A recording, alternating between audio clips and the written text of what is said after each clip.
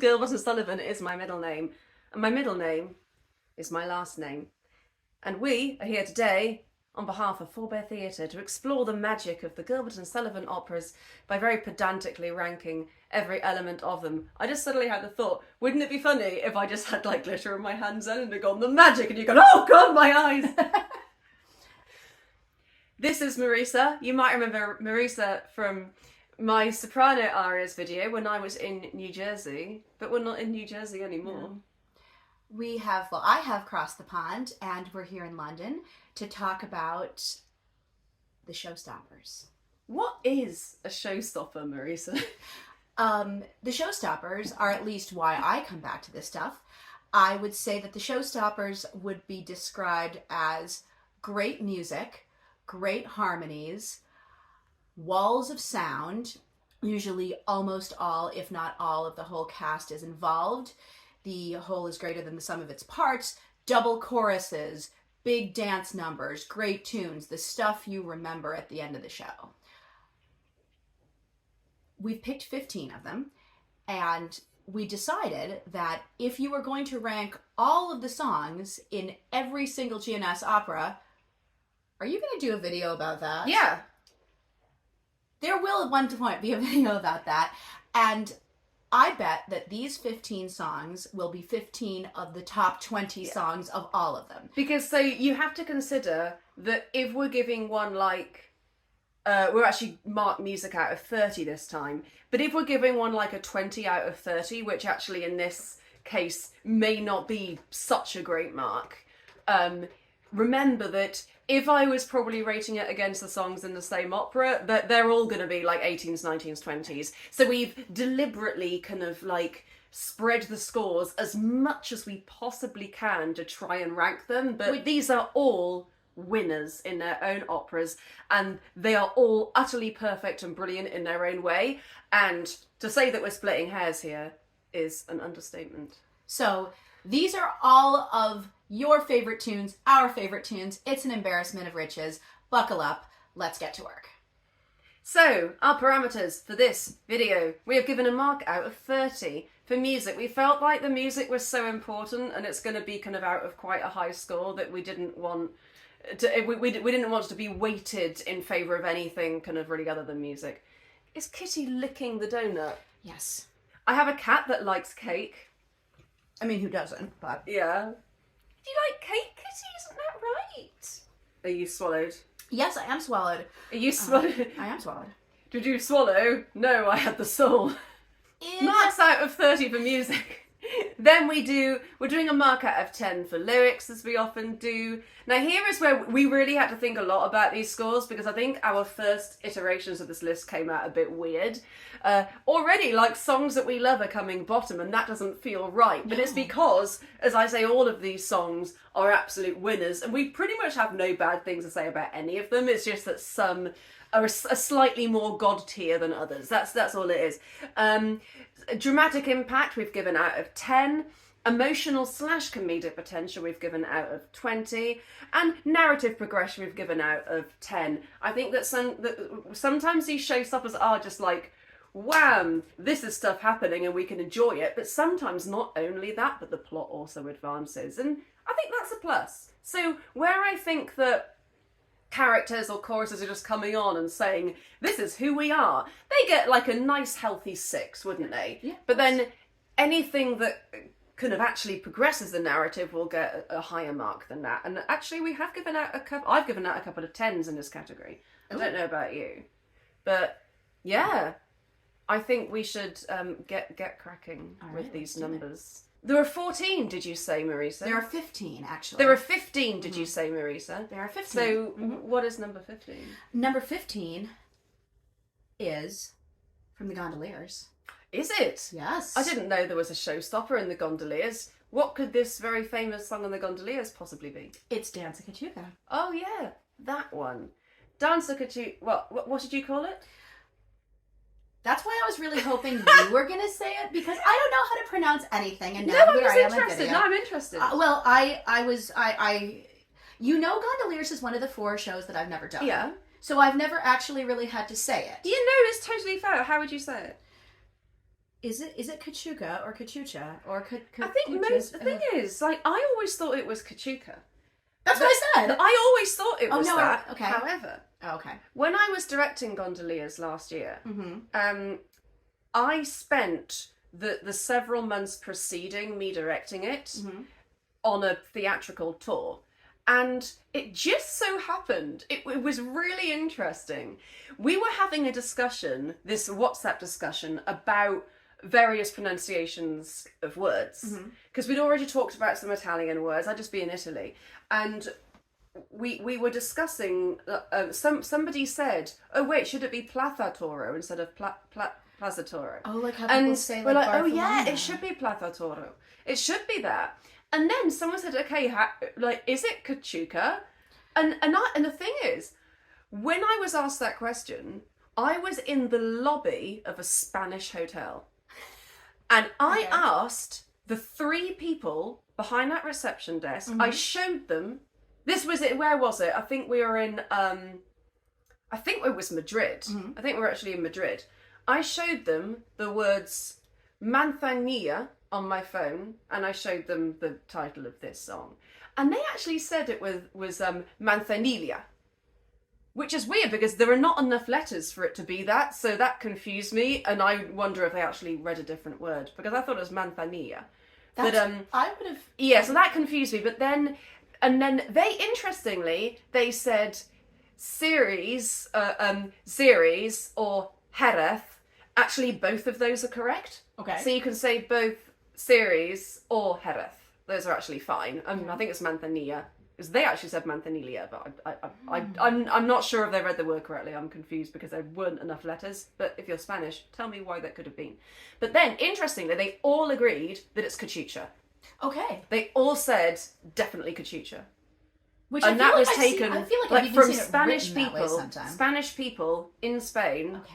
told me it was Cachucha. Well, so that is now what I'm saying. Great. And that would be about the 70 billionth time that I've mispronounced a word in public. No, but I think that that's something interesting that I learned, because I only learned this about a year ago. Yeah. But it is apparently Cachucha. Cool. So, yeah. Well, anyway. This tune is number 15 on our list. Should we go through why so? So I gave it 49 points out of 80, and you gave it 50. So we're pretty much I think we're a bit even about it. So remember that this is us being very stingy, because this is a total winner in my book. Oh yeah. I mean, there is. I would say I actually prefer Here We Are at the Risk of Our Lives to it, because for me that one is just an utter banger. But with this number, isn't this the number that, like, everybody looks forward to? It's a number that people tend to know, even if they're not GNS fans. 100%. And I have seen so many iterations of it, and it's the number that everyone wants to make sure is really good when they do Gondoliers, isn't it? It's basically two things. It is a number that people know. I mean, this is a great one. People do this in concerts, even if they're not GNS concerts. Any of you people who are programming choral concerts out there, there's a really great arrangement of this tune for chorus and piano for hands. So if you ever want to show that off, it's really, really fun. I've done it. But the other thing is, this is one of the few big, old, instrumental dance breaks in the canon. You get it at the end of, like, RUDDIGORE Act 1 and a couple of other things, but this is a big opportunity for your choreographer and your people to show off. And we don't get a ton of those compared to, like, modern musicals. They're more in the later operas. Yeah. Because there's a couple in Grand Duke, and there's a couple in Utopia Limited. Right. But it's not everyone has something like this. So I think when you hire your choreographer, or when you're kind of staging your show, you do look for it as this is an opportunity to go nuts, and people want to see what they've done. Absolutely. So I love it. But I do think that this is one where if you don't have a very mobile, energetic cast, this number can fall a bit flat. Like, I don't think the music, and I don't think the content of it alone can carry it. I do think you have to, because people are expecting great things from this number, so I think you have to come with the goods, really. Well, and that's why this is actually, it's unfortunate that the other categories, music, lyrics, narrative, progression, or whatever, rank it so low on the list, because the thing is, this tune, really all it's got to hang on is the choreography. It's a nice, Yeah, little that's melody. why I only gave, like, it's the whole thing's out of 80 and narrative progression's only out of 10, because I didn't want that to be a big factor, because I knew that a lot of these numbers are not designed to progress the narrative. Right. I just think and I think really they only get a 10 if they properly progress the narrative, but if they're just highlighting a particular aspect of the narrative, or like showing emotion about the content of the story, that counts towards narrative. But this Doesn't even have any emotion. This is it's literally let's just dance. let's dance. Yeah. So I do think that because of that, because it doesn't really have the same stakes as some of the others do, I feel like that's why it's come bottom of this list. But as we say, like when we rank all the songs overall, I still imagine this one's going to come pretty high in that overall list. But yeah, it is at the bottom of this list because it's a list of winners. What else do we have to say about it? Like emotional comedic potential. Obviously no emotional potential. How about comedic potential? I mean, you could. I mean, you don't, but you don't have to. There's The so many lyrics are actually funny. Wine when it comes in abundance enhances the reckless delight of that wildest of dances. Drink alcohol, everyone, then you'll have more fun. Yes, but the lyrics come at I such don't drink, by the way, so I'm allowed to make jokes about drinking too much. Well, the lyrics also come at such a great clip that, honestly, I think part of the fun of this is not so much for the audience hearing the words, but for the cast, like, having to get those words out at that speed. I mean, this one's a mouthful. Yeah. And to, like, do this, to, like, sing Like, say the lyrics. pretty pitcher, patter. And that dance fast. it. With a pretty patter. Yeah. I guess I would have sung in this number back when I played Fiammetta in like 2007. But my last Gondoliers I played Casilda, so I don't really true. sing this one ever. And I've never done this one. So, I mean, I gave the lyrics a 6 because A, they're not too heavy on the substance. I only It's gave Let's them Dance. a 4, to be honest. Yeah. I gave them a And 4 also, mostly because they're there not- aren't many of them. Like, there really aren't too many lyrics. It's just like, there's 3 or 4 lines. And the other isn't thing it? is there's enough in the lyrics that just does your cast no favors. But I did give it a 7 for dramatic impact because I'm... Totally. And when that, when the reckless delight, dancer, Cachucha, and tango, like that is really dramatic and it's very satisfying. I gave this a 24 out of 30 for music. What did you do? I gave it a 19 because I love the music in this one. well, I do too. Sparkling. I do too. But we were trying We were, to. that's I was trying to spread them out. Everything, Honestly, pretty much everything got above a 20 for me. This is the only thing that came below 20 for me, Yeah. and just barely. And the other thing is, honestly, one of the best things about this number is that it sets up a really great end of the show. Like, I like like the Act this- 2 finale. of I like Gondoliers this is actually better. Really good. Yeah. when you hear it the second time at the Yes. end, but it wouldn't have that weight if you hadn't already That's introduced so it. true. That is really true. That is Like something. that, like Gondoliers Act 2 finale, Yeah. like final lines is one of the best in it the is not list. to be sniffed at. And that putting this in there gives us that payoff later. So I think we like this number, don't we? we love this number. So we are moving on to number 14, aren't we? Yes, number 14 is from the Pirates of Penzance. And? It is and also Thespis. It's Climbing Over Rocky Mountain. Corum. Yeah, I mean that's I don't think I've written out the words climbing over Rocky Mountain in years. Because That was an abbreviation that I totally didn't know about until really recently. Oh, I was really? like, what is this corn?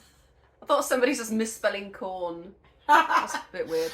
Oh well, I've just been music directing the Yeah. production of Pirates, so I've been writing a lot of Corm. Let me tell you.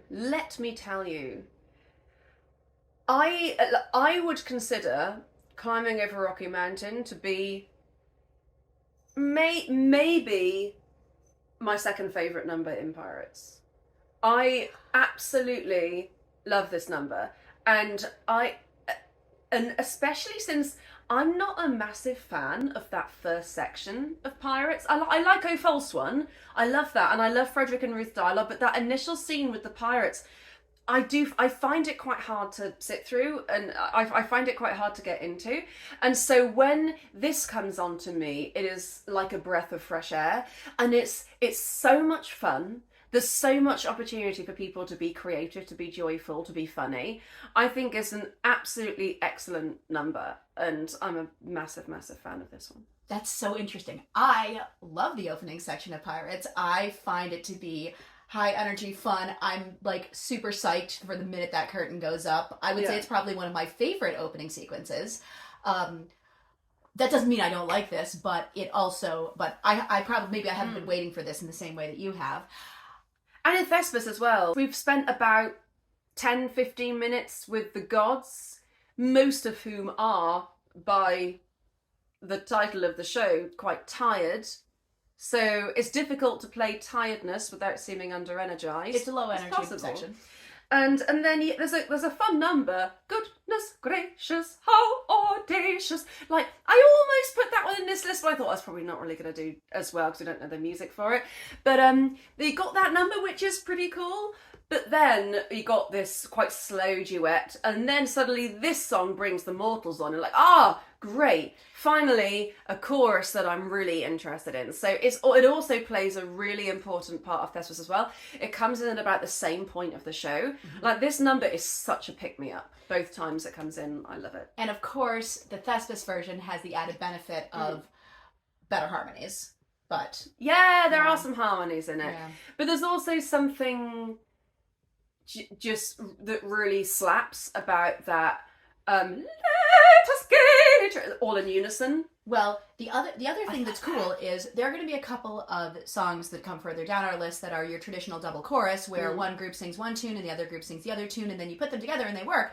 This one is like that, except that it's not two sections of the chorus going against each other. It's everybody singing Let Us Gaily Tread the Measure while the orchestra is going full blast on Climbing Over Rocky Mountain. So it's the same. So in some ways, it's easier to sing or easier to learn, but you've still got that same cool counterpoint effect, which is, for me, such a huge part of when I rank things high. I love a good double chorus. Yeah, because it's not technically a double chorus, is it? No. But you do get the two tunes that were together. The two tunes that were sung.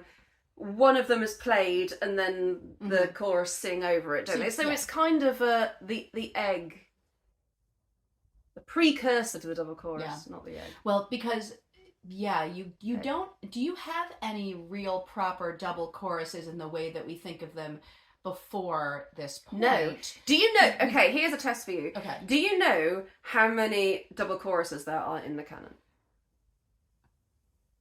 Are you asking me? Or Yeah. Okay. I'm asking you. Okay. I count 6. Okay.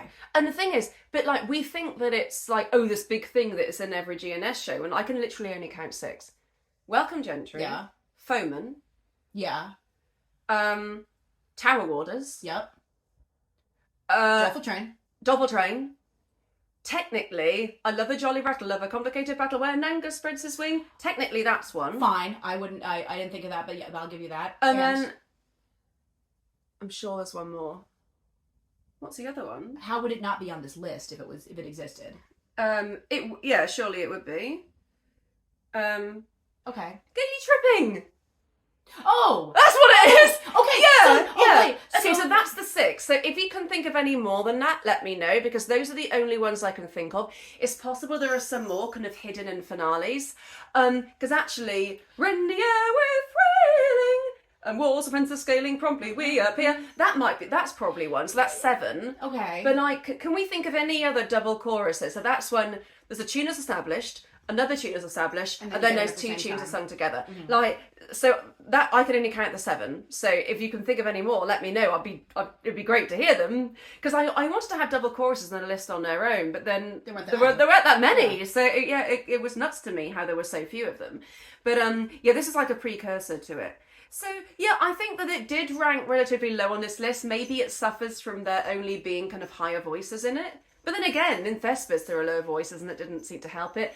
Maybe to me it lacks any like direct dramatic or comedic effect. Like, yes, you can totally bring that out with direction and choreo, but is there actually comedy and dramaticness in the lyrics themselves? Maybe just not as much as some of the others. That's what it is. And I think that's the thing, is that it does everything quite well, but the things ahead of it are going to do all of that things, and they're going to do more as well. of it. Yeah. So in some ways, this is even more so your generic standard for a showstopper because it's got plot, it's got characters, it's got more substance. Yeah, it's plot in a sense that we're meeting these people. So that's why I gave it like I gave it a healthy 7 for narrative progression, actually. Because I felt like we are meeting these people and they are telling us the kind of people they are. These kind of outdoorsy, fun daughters. Yeah, you know, they're saying what they are, and that's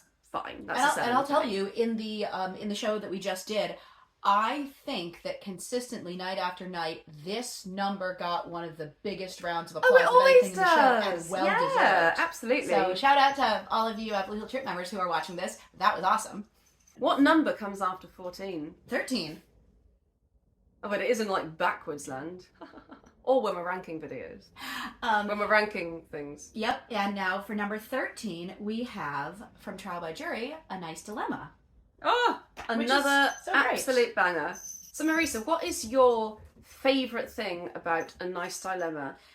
My favourite thing is the ensemble nailing those triplets. Yes. So everybody, all the principals are just kind of singing big long stuff, and the chorus is going ba ba ba ba ba ba ba ba. Fine, but what happens is that instead of those groups of 3, you get those for a while, so you establish that, and then you get a nice dilemma we have here, a nice dilemma we have here that calls for all. Oh, that's so cool. So this is one of my 2 favorite metric modulations, there's a big word for you, in all of GNS. You'll be hearing about the other one later. So people like knowing that that's a thing, and getting it right and not rushing it and getting that right through that left-hand corner. And the other thing is we're in like nice E flat major, going along. And then when we kind of left turn into the groups of 4, and then we left turn from E flat major into C major, and it just hits you over the side of the head. That calls for all. You've changed meters, you've changed kind of key areas. Can you explain to me how it changes meters? Because I've always just sung that as a nice dilemma we have here, a nice dilemma here. Oh, a nice dilemma we have here. That calls for. I've never gone out of 3 for that.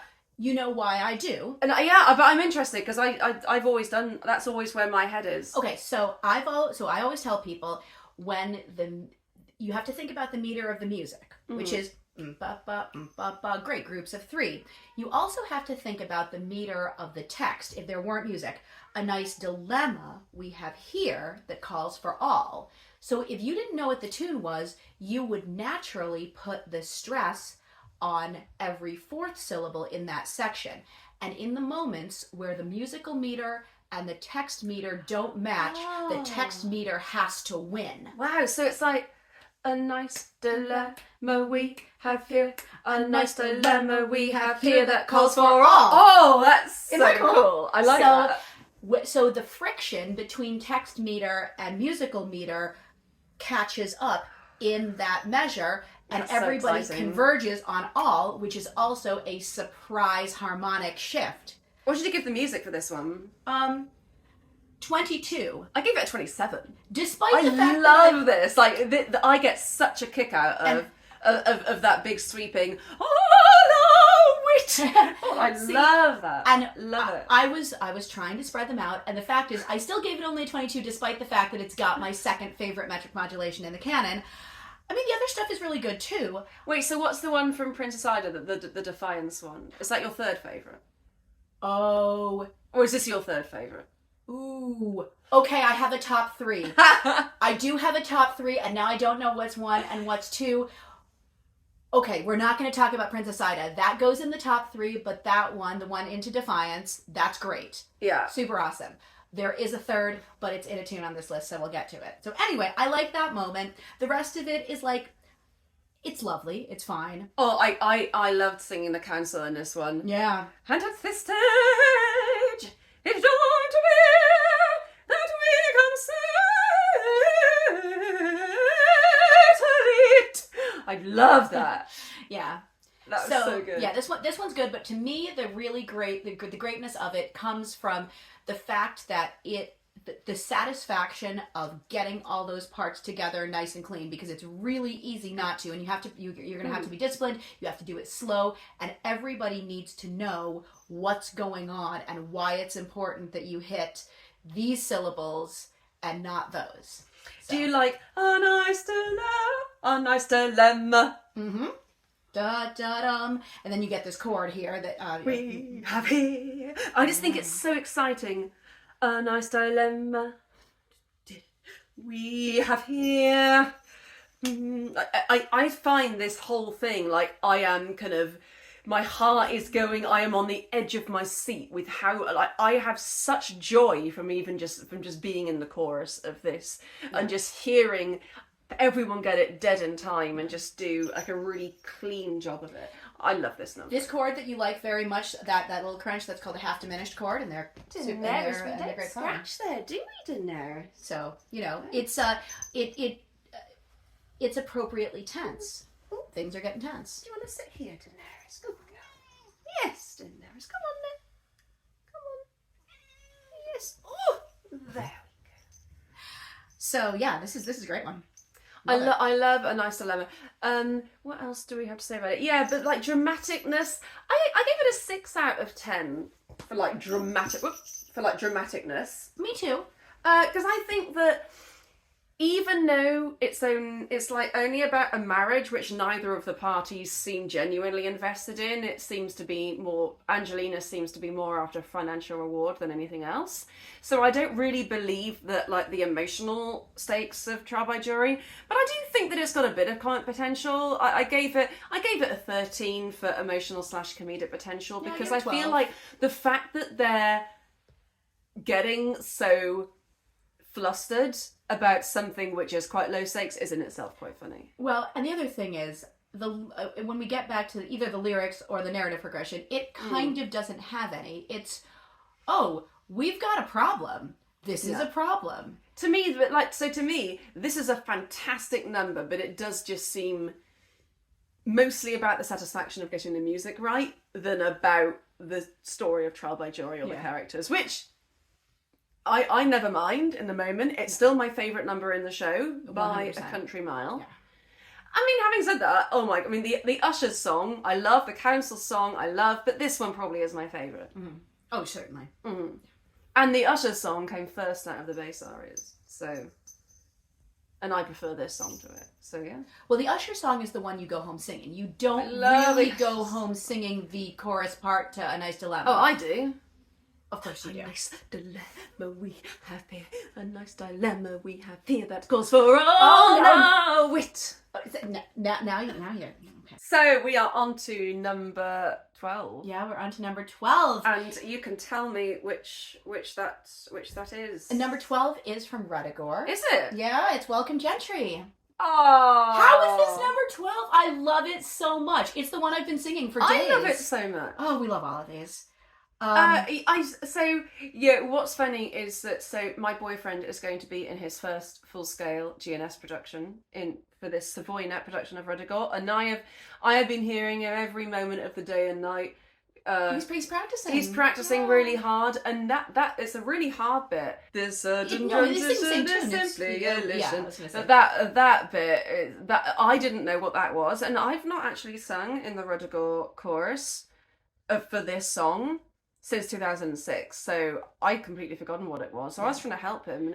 It's really tricky, but it's really fun. It's got these awesome chromatic passages. The lyrics in this are amazing. So yeah. I gave it an 8 out of 10 for lyrics. I absolutely love them. Well, here's the thing, Rachel. Mm-hmm. This is the number which I'm pretty sure, I'm looking at the differences between our scores, this may have been the number where we diverged the most. Okay. You gave it a total of 55. I gave it 67. Yeah. I gave it a whole 12 points higher than you did. So where do we think that? Why do we think we don't agree? So I only gave it a 4 for narrative progression, and the reason I gave it less than a 5 actually is because I should have given it a few fewer points. But no matter how much I love this number, which I do, I would say that despite it having that showstopper quality, I actually find the number after it a bit more dramatic than this one. And but it does deserve its place in this list. But also, I'm kind of confused about who the gentlemen are. Are they like Despard's evil crew, but then they seem to be scared of him? I'm like, so it's not clear to me what's going on in this song. It just seems to be an excuse to shoehorn in a double chorus. So I would say that because of that, it's not done like super well on this list. But as a number, just as a sheer spectacle and a musical number, I love it. Mm-hmm. That's a good question, is because you don't really know who they are. However, it's exactly where it needs to be, because while the next number is great, it's super dramatic, it advances the plot, it's huge, it's one of the best character entrances, I think, in the whole canon. Yeah. It's so perfect that you juxtapose that kind of scariness. What you need right before that is, yay, fun, everything's awesome, people need to be off their guard, everyone needs to be drawn in by, this is happy, this is lovely, we're having such a good time, oh my god, who's just turned up? So, and it also immediately follows the they sing choruses in public. That's quite enough, I think. So like, you better sing already you're in kind of quite a fun space, because that's like one of the most famous lines in the canon. And so they're going to sing choruses in public. They sing a great one in public, and then we all have a nice big surprise. Yeah, when the double chorus comes in, I love how it works musically, but when I'm thinking of some of the ones that come later where you really feel like the noise like makes you go backwards in your seat. Like when I watched the ENO's Yeomen of the Guard and they came in and in the autumn of our lives, and I was like, I kind of was pretty much pinned back to my seat, going like, oh my god, that's the best sign ever. I don't think that when the double chorus comes in of this, it is as kind of overwhelming as that moment to me in Tower Warders, but it is great. It's just it's one of the more understated and cleverer double choruses, rather than being like super wall of sound dramatic. Good point. It's not a wall of sound in the same way. We're going to get some real proper walls of sound coming up. Yeah, but I do absolutely adore this number. So this was playing Zora in Ruddidigore was the first show I ever did at the Gilbert and Sullivan Festival. Oh, wait, Ruddidigore was also my first show at the Gilbert and Sullivan Festival. Look at that. And the thing is, I actually have pretty much zero memory of what we did in this number, but I know that we had a really great time doing it. As I've mentioned this several times now, the Buxton Blades in Ruddidigore typically have the sexiest costumes of any GNS chorus. Yeah, the Buxton Blades in Ruddidigore for me are the sexiest, because it's like lots of Mr. Darcy's. True.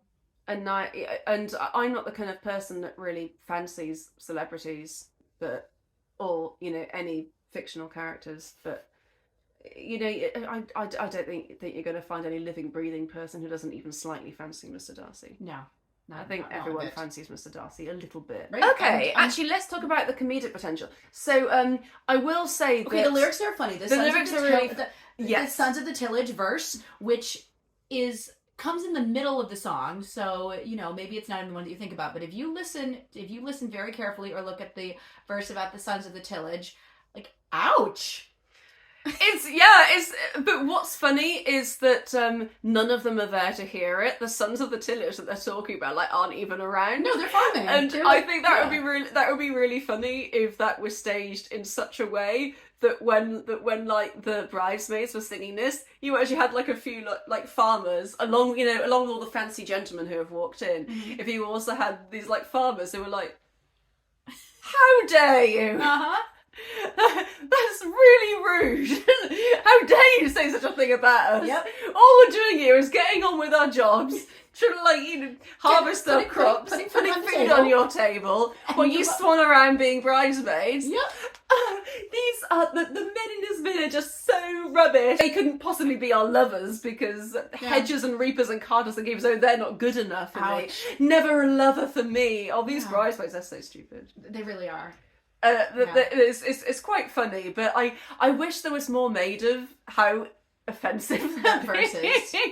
that does have actually a lot of comic potential. Oh yeah. Yeah, so I gave that a 14 for comic potential. It's not in the least bit emotional, so for me that was all comic potential. But it does have rather a lot. I think as a director you could probably do quite a lot with that. But only if you have some men in the chorus that who are not those guys. That would be I love it. Just you see these two guys like crying in the corner. Don't listen to them, they're not worth it. That's funny. Yeah. So, well, which is a great argument for like not your whole chorus doesn't have to all be bridesmaids. You can or bucks and blades. You can have a couple of extra people doing things. Maybe there's a maybe there's a nice woman who is listening to this and making these guys feel better. And says listen, they're just dumb. They're not worth it. No, totally not worth it. So here's the thing. I shouldn't have called that 11. We called Cat Like Tread 11, but that was actually a mistake. We should have called it number 10 because there was a tie at number 10. I forgot about that. And we need to break the tie. So let's pretend that this was just a tie at number 10. And if we have to break the tie, I would have voted for Cat Like Tread to beat out this other let's thing talk it's getting about tied this with. one. So at the other half, Because yet again, tie, I am in a fight about Utopia Limited. Yet again, Rachel and I are in a fight, and Utopia Limited is on one side, and Pirates of Penzance is on the other. So it doesn't surprise you who is team what, but tied for 10th is, with 123 points, is O Maiden Rich in Girton lore. Now, the disclaimer is this. Rachel's done every single one of these shows multiple times. I'm still missing 4. One of them's THESPIS. One of them's the Gondoliers, which we talked about. One of them's IOLANTHE, which is kind of weird that we're still at that point and I've never done IOLANTHE. But I haven't worked on a production of Utopia. So I am approaching this from a very different perspective. And once I do a show, I wonder if I would have gone back and experienced all of these different. What did you give it for music? 24. 28. Okay. 28, that's high stuff. 28 is like... To be honest, okay, this is the way I feel about this number. Yeah, it's a good one. I would say maybe about 80% of it, the actual content of it, is kind of good, average, fine. And I'd say Cat Like Tread is consistently very good, like the whole way through. And that is a good, consistent number. But the thing about this number is that when that initial Knightsbridge Nursemaids kicks in... That's the best moment in the show. That is... I mean, it is... Oh, there's that moment in that one finale, though. That's not bad. With all respect to their lives were safely linked. They go up to this poverty.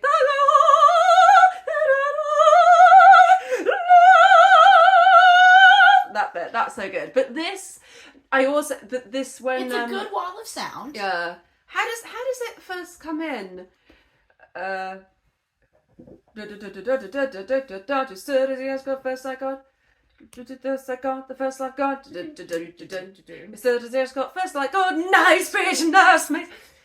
Honestly, that note when Knightsbridge Nursemaids comes in, it's like, I cannot imagine what that must have been like in that theatre sitting there that first night. Must have been like, yeah. I mean, what? Knightsbridge, and that sudden, absolute, overwhelming wall of sound coming towards you. That is utterly spine-tingling and just one of the best musical sections in the canon, the Knightsbridge Nursemaids. So, like, when I'm thinking of this being a showstopper, that's a little bit I'm thinking of. And I would say that the rest of it wouldn't beat Cat Like Tread. But this bit, so basically, it's a no-brainer to me. Like, this is like, so exciting to me. You're hanging almost the entirety of this thing, tying with Cat Like Tread, on one beat of music. The whole section. Okay. Knightsbridge Nursemaids to the end. I'm saying like the Maiden, Rich and Girton lore bit is not. I mean, it's fine. But then also when he has a tot and the joys that goes when he eyes be hot and love princess. Like that bit when you've got another 3s against 2s again. Yeah. So first life gods, the first life gods, the first. So the chorus are going there, the S God. And the hours that got in your eyes, be hot in the joys and touch of a love princess, and the years were sympathy brief, the dream in the happiness. It's just so cool. It's cool. That I absolutely love that. And singing that as Princess Zara is just so exciting as well. There's so many impulses you can do with that. There's so many things you can do with your body. Bum, brum. It's just so exciting. Oh, I can't wait to do I mean, this I one. gave this, I only gave it a 5 for lyrics because, it's fine, but I don't think it deserves more than a 5. But I gave it a 9 for dramatic impact. I've reserved my 10s for the 2 that I think are maybe a tiny bit more dramatic than this one. I've got 3 10s for dramatic impact. Yeah, and yeah. also, you gave this tune 62 points. I gave it 61 points. Okay. We in general schemes we both like it. I just really like Cat Like Tread. Yeah, no, I get that. I get that. That one, Cat Like Tread, you gave it 56 and I gave it 67. So that's how it ended up there. Is it got a lot of extra so points. what is your argument for putting Cat Like Tread above this one? Great the whole way through, kind of more kind of great the whole way through, better melodies, kind of maybe it's just, I mean, it's from a more famous show, so like kind of its general iconicness. It really huge dramatic impact. You've just had kind of a bunch of things going on in Act 2, and this is one of the biggest entrances of like any group ever. You can come down the aisle, you can do things. It's massive, it's high energy. You can have really good the choreography in this one's probably going to be better than the one in Utopia at this moment. So I think you're gonna get more visual impact, bang for your buck, and But wouldn't you argue that the musical construction of this one is better than Cat Like Tread? If you think about the orchestration, I mean, maybe you don't know the orchestration in front of you, but like it is more elaborate. There's more texture. I will give you that, but I think if I'm just going, but if we're talking about Showstoppers, yeah, I don't know. Yes, this is my favorite moment in Utopia Limited, but you know what? Okay, I will say that because Cat Like Tread is more consistently strong, and it probably has a better ending, we'll let that one be ahead of this one for the purposes of this list. So we'll say that Cat Like Tread is actually number 10. And Maiden, Rich and Girton is actually number 11. But I will say that if we had just been judging it from Knight's Bridge Nursemaids onwards, that would have beaten it. Well, that's very magnanimous of you. Hey, you're a guest. So, you won't always be here to override my scores. So, That's true. That's it's a very treat. It's my present to you. Thank you. As a nice cheap treat. Do you want to say anything more about a Maiden, Rich and Girton Law? Yeah, because as I say, I didn't give it hugely high scores in many other areas. Like I only gave it a 14 for like emotional comedic potential. I think it's quite funny because Princess Zara is just so hoity-toity and so happy to be home. Like, these gentlemen I present to you. She's very high energy and very very English suddenly, even though she's not actually English. And Captain Fitzpatrick is just so heroic. I mean, it's such a stupid, like, heightened, contrived situation that I find the whole thing hilarious. So, but I couldn't give it more than a 14 because it's not really laugh out loud funny. I just kind of happened to find it. Honestly, if there were a GNS Barbie and Ken, you know how the Barbie and Ken thing is everywhere. First of all, we should do a series of of GNS Barbie and Ken taglines, but I think these two kind of exemplify that almost the most. The lyrics are the opening. Oh, Maiden, Rich and Girton Law, with wisdom which we've tried before, we do confess is nothingness and rather less perhaps than more. It's a little bit wordy, but I do understand the humour in saying, wow, you are so much better than all of us. And it's remember, this opera's all about colonialism. This is very serious stuff that we're kind of laughing about, but in a way that really highlights how awful Britain has been. Yeah, I only gave it a 6 for lyrics. Yeah, I gave it a 5. Oh, so okay. you actually gave it more than I did. There we go. But so I think it's clever, but I do think that Utopia Limited does suffer from over intellectualizing its lyrics. But you over intellectualize everything. Isn't that like kind of? That's like what Forebear Theatre does. You sit Forebear there. Theatre. Over intellectualizing GNS since 2015. Oh, I like that. I should put that on a business card and hand them out.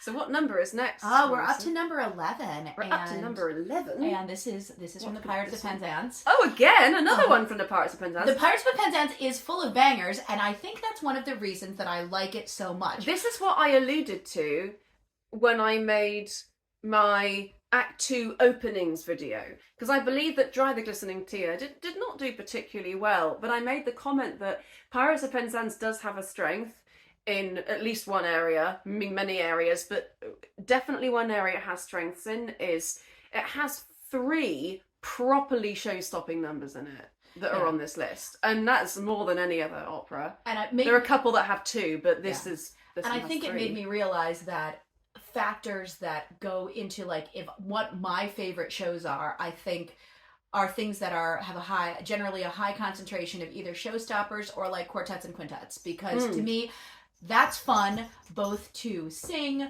listen to, think about, whatever. So the more of those there are, the more I'm gonna want to listen to something. So that's there are many reasons why I really, really like Pirates. It is always going to come near top of my list of everything, even though I know that, okay, a couple of things are more sophisticated in the later operas, or yes, it's got some weaknesses or whatever. But this is like proper musical theatre. It's proper.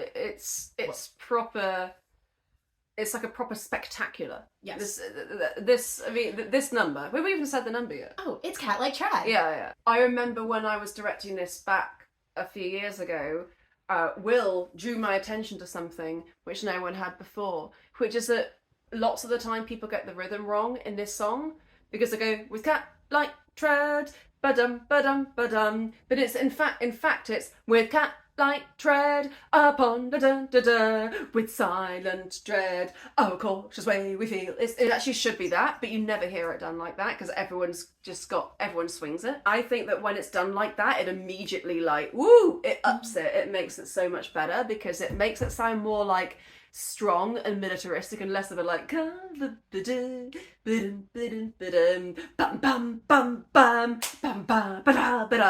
it sounds more powerful and more militaristic, doesn't it? Mm-hmm. So people should do that when they do this song. One of the things that I really like about this one, I gave it a 9 for dramatic impact. Me too. Good. And I gave it a 26 for music. I only gave it a 20. I didn't feel like this was one of the ones that was really high standard musically. Obviously it's still great. It's not as complicated as some of the other ones, but I think in terms of like bang for your buck tunes, it's got a really great first tune. And then the secondary theme, Come Friends Who Plow the Sea. I mean, if there's one tune that people know from Gilbert and Sullivan, it's this one. Is this actually technically a double chorus then? No, because they don't. Because they don't sing Cat Like Tread and Come Friends at the same time. Yeah. It's got an A theme and a B theme, but you don't. Because you just go rah, rah, rah, rah during that one. To navigation, take another station. It is a proper show tune. It really is. It's a tune that is what you'll walk out This singing. is something to dance to. And there's a reason. And this is proper musical theatre. This is why Pirates of Penzance is one that I actually feel is better when it is done by musical theatre performers. This one and maybe the Grand Duke. Pirates and the Grand Duke is probably Thespis actually. Yeah. I would say those 3 are the ones that opera companies, you're allowed to do it, of course, continue to do it. I mean, I permit you, it's fine, I say it's okay. But like, when you get like a proper MT group doing it, imagine how great those dancing pirates would be in this. It's like, that's what you want. You don't want like a lot of opera singers pretending. You want people who are athletic and... Both this one and Grand Duke are chorus workouts. And one of the things that is really great about musical theater world is that the chorus as a workout is like the expectation. So you want really good triple threats, interesting actors who can move and sing harmonies. I mean, that's what I remember. I remember when we did Pirates with Savoyna a while ago now. The Frederick, who is actually quite a big musical theatre star now, I remember he did one of those like jumps where you touch your toes. Nice. It was so exciting, and like 2 other guys did it as well, and there was so much there was so much jumping around and dancing, and look, it was really, really good. The other thing that one of the other reasons that I gave this such a high musical score is for the end, because you've sung great tunes and all of that, and then you just yeah. So it's not fair because the guys are often always getting to have these really nice, cool 4-part splits, and I don't know. I'm trying to think if the women ever get 4 parts in anything except for like those 4 bars of the Grand Duke, which don't even count. Oh And God, like Ruddidigore, they get 3 parts. But here, all this, yeah, Farrah's Choice is Bright My Day. That's 3 parts. Oh yeah, which is about as good as we get in anything. That's true. But here, you just get this and then big giant chords, and it's awesome. Yeah, the ending of this, You know, is properly dramatic. I mean, if we think about the endings of the other one, welcome, welcome,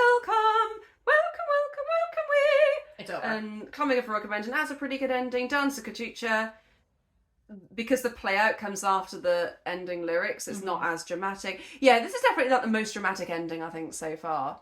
That's cause for all, with silence in chord, silent. That's pretty dramatic too. All these endings are good, but this one I do think, this one is a proper banger of an ending. Yeah, and my kind of dirty little trick here is Oh, you're so naughty. is that you actually want in most cases. So you've got Frederick and you've also got Ruth in this, which is really good because I would put in that section Ruth on the tenor 1 part. Oh yeah, I've always done this when I've done Ruth. Yeah. And, you know, maybe another guy or 2, and then put Frederick, who is usually probably pretty good and pretty loud, and put him on tenor 2, because that is actually the coolest of the parts. And just say, like, hey, first of all, Frederick has been singing for all day and all night, and you can spare him and let someone else take some of these high A's to give him a break. But the tenor 2 part is actually the great one because you get all the crunch and all of the stuff. So say we've got Ruth and we've got someone in the chorus to sing those high A's. You sing the tenor 2 part so we can hear more of it. You'll enjoy it and it'll give you a bit of a break. So this is not real D major. I don't. With cut like tread upon a prey we steal. His silence dread, a cautious way we feel. That's fun. Isn't that fun? I love that tenor 2 part. That's nice. And I never want that tenor 2 part to be at all ignored. So putting Frederick on it gives him, it has practical benefits, and it also usually lets the audience to enjoy that a little bit more. Yeah, that is a proper, that's a cruncher, that is really nice. Yeah, you're just sitting on the common tone, so it's easy, but everything else is kind of happening around you. Just there and sit on it. So, yeah, that's a cruncher. We are now up to number 9. Number 9 is also from Utopia Limited. It's Society Has Quite Forsaken.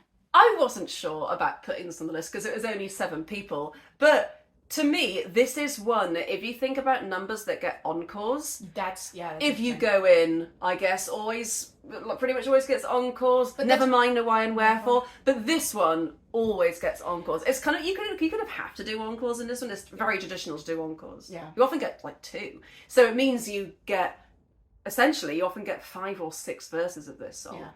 And people don't get tired of it. No. Like, the audience would be quite happy to listen to this song along to the last verse of it over and over again with loads of different bits each time. Mm-hmm. Why is that? What is so special about this song?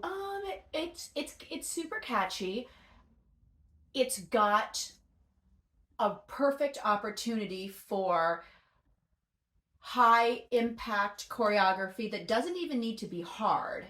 As long as it's not racist. No, of course. But don't do this song racistly. Just educate yourself about it before you choreograph it. But there's no reason why you have to be racist choreographing this, and it's spectacular. And like I said, unlike some of the other ones, it can be really simple, but it's the kind of thing that if simple movements done sharp, interesting, and funny, you just do that and it's going to look super impressive. So you can get a lot of bang for your buck in this number. If you can do a kick line, great, good for you. If you can't do that, you can still make this number really cool and memorable. Even if you just stood and sang it in a very focused way. This number is still a showstopper. Is it actually ever in 7-part harmony, this number? I don't think so. I mean, it'll at least be in 6-part harmony. Oh God, that 6-part tenor and bass harmony. It's not fair. Like I was going to say, it really is surprising what a thorough anglicizing we have. What about utopia's quite another land in it? That tambourine.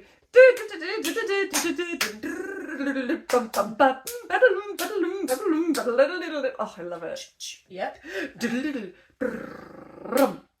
It's actually 5 parts. So okay, so it's 5 parts. Still, that's awesome. You've got two people on the tune, and then you've got the other 4 doing kind of a barbershop backup quartet thing. Oh, anything that's barbershop, I automatically love. Like the world of wealth is sighing, like that all that stuff from HMS Pinafore, I absolutely love. And then anything that's even vaguely barbershop, I'm really into. Yeah.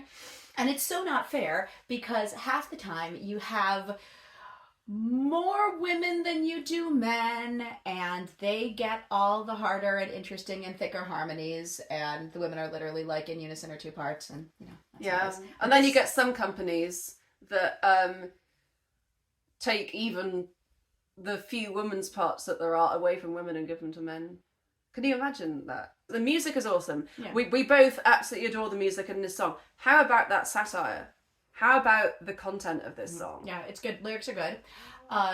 It's very cutting, this song, in a way that to me proves that Gilbert was on the side of good.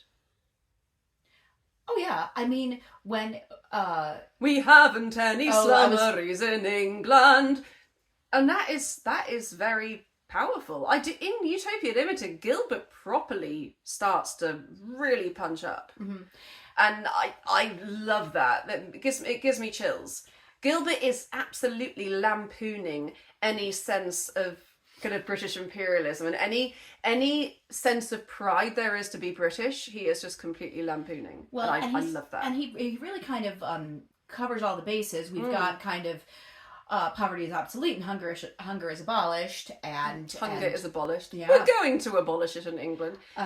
And it's so good. And abolishes divorce is nearly obsolete, and and then there are lots of things about specific people. So it really, there's kind of something for everybody in terms of things that are wrong with the country, as literary merit does in England. Yeah.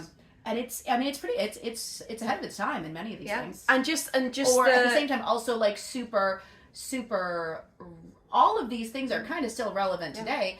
And how he's kind of saying how rich and powerful people will be judged the same as everyone else, and of course that they are in England, and we all know that is not the case.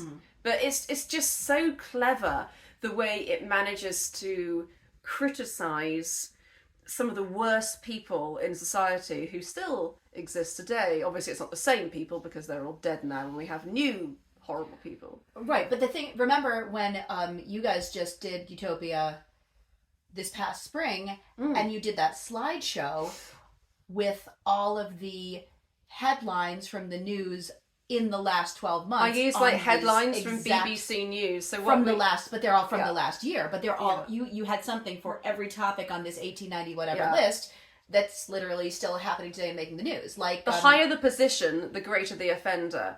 Is that what it is? Uh-huh. But like this notion that the higher up someone is in society, the more they'll be punished, and actually the opposite is true. Because like people in really high positions in this country get away with the absolute worst crimes, and they get away with swindling people. And if you think about how somebody in somebody who was really struggling and in poverty will be put in prison for like stealing a loaf of bread.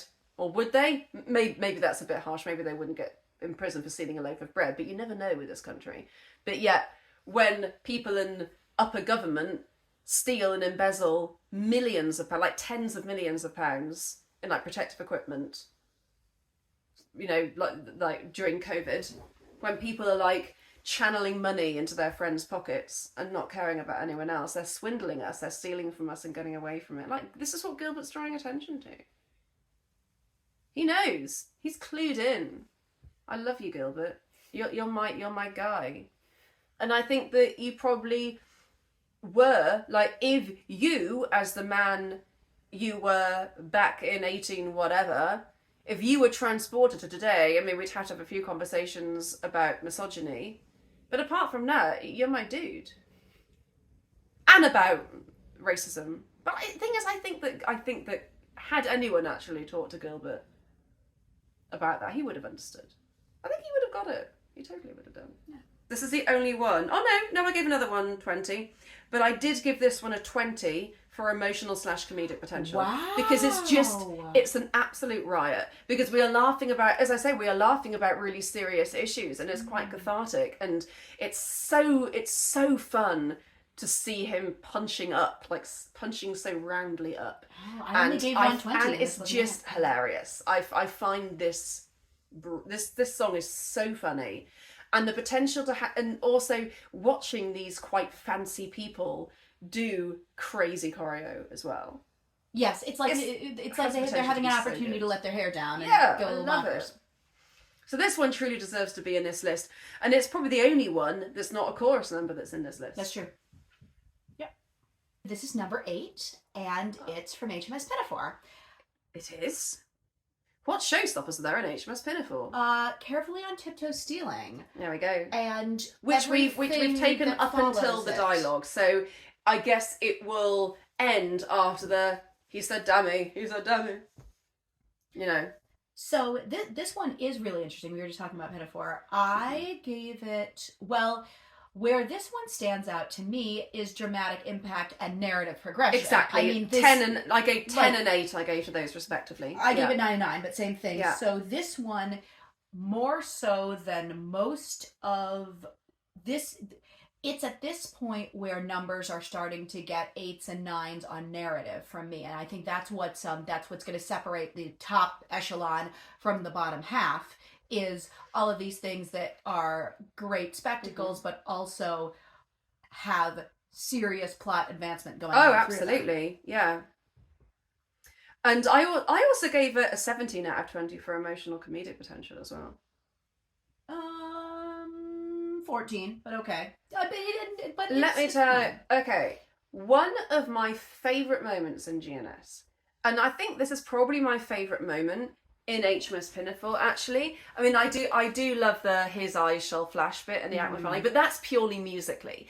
Like, one of my favourite moments in the canon when it comes to dramaticness, like bigness and like stakes of the moment, is when Rafe and Josephine sing that, "Here I humbly poor and lowly born, the meanest in our posh division." It's that, who dares to raise his wormy eyes above the dust to which he... Oh my God! Wormy eyes. The stakes of that moment where they are finally facing the captain with this, and the tension is building up. He is an Englishman! Behold him!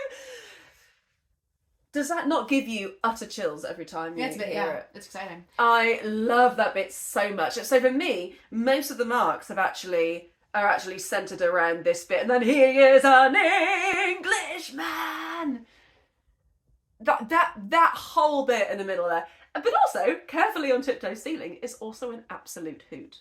Oh yeah. Well, it was the cat. It's so good. It's very similar to Cat. It's the same concept as Cat Like Tread, which is a bunch of people like coming on stage and creeping around and talking very loudly about how quiet they're being and dropping stuff and breaking things. I mean, that will never not be funny. Goodness me. Why, what was that? Silent B. It was the cat. But then, I like it. Silent B. Again the cat. It was again the cat. And just kind of the total earnestness with which they're like, yeah, of course it was. So that, like, to me, even though a lot of people don't consider HMS Pinafore to be one of the strongest shows in the canon. I absolutely love it, and this is one of my favourite moments in it. This to me is the absolute dramatic highlight of HMS Pinafore, and it's in terms of this story being something real, like how, I mean, apart from the whole baby swapping business, this would totally have happened. Oh yeah. Like this is like, it's like a very real story. And that can make it very exciting and kind of almost like uncomfortably exciting to watch, because we can really imagine ourselves having to make that choice. Yeah. Like this isn't about fairies and having to cross out the word don't, you know, or add in the word don't or whatever. This is actually like, these are real stakes, and this is like a real event with real consequences. It's in many of the other ones, the way that everything ends up working out in the end is through a whole bunch of what they call like the topsy-turvydom. And yes, like the baby swapping it's convenient and it's a little weird, and it's like, okay, that's a bit far-fetched, but nothing else is inherently silly about the plot. Like Sir Joseph is a silly character, but the setup is like, it's real. Like, you know, this is... So I suppose if this had been not a Gilbert and Sullivan opera, if this had been like a conventional opera, I wonder if it would have ended with, instead of Buttercup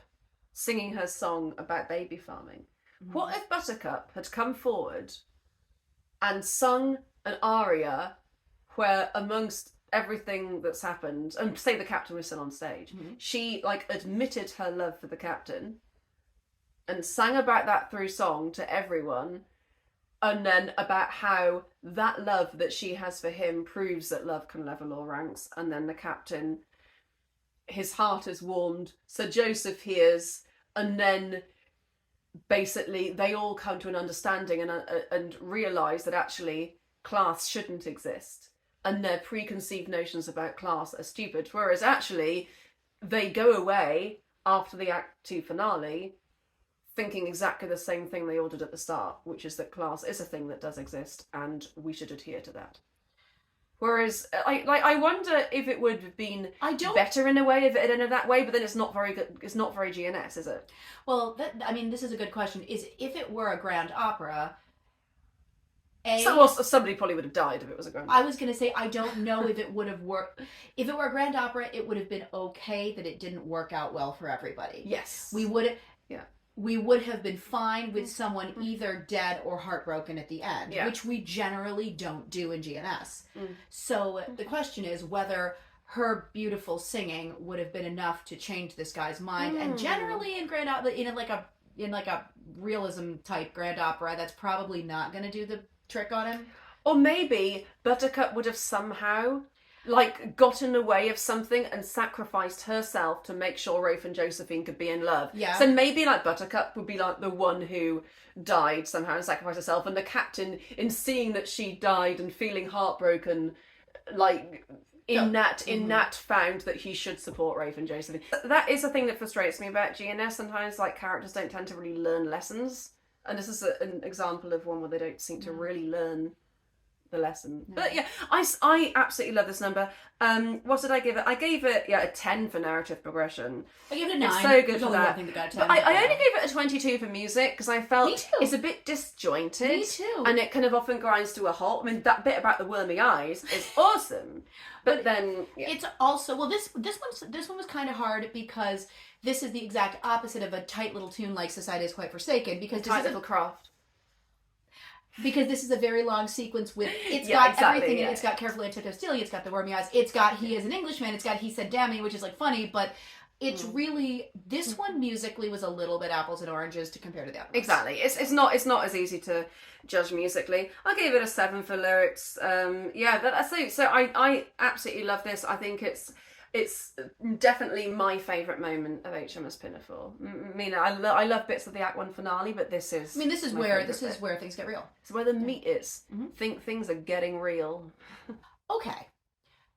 At number 7, from the Grand Duke. Oh, everyone's favourite. Yes. It's Your Highness, There's a Party at the Door. Oh, so good. I love this so good. So this dramatic. Is like the very definition of an utter banger. You know what the only thing that would make this better would be? What? Is if this were the first time we were meeting her. I know it's the first time the chorus meets the Baroness. And I think that's enough. What? I think that's enough to make it kind of fun and dramatic. Right. So it is. So yes, they are at least. But oh my God, if we were meeting this person, if that was our introduction to the Baroness, I mean, like through the charts. This is great. I would love to be introduced to anybody under these circumstances. What do you think about that shift of tune halfway through? It's hilarious. I love it. Because it goes from utter drama, and then all of a sudden we get into this bouncy, like, do you know who I am? Which is inherently really funny. And it's also a good tune. I mean, they're both really, really good tunes. When we're talking about, just because I don't have a video planned for this, but when we're talking about just generally simple, catchy tunes that you can just hum to yourself. This is what's great.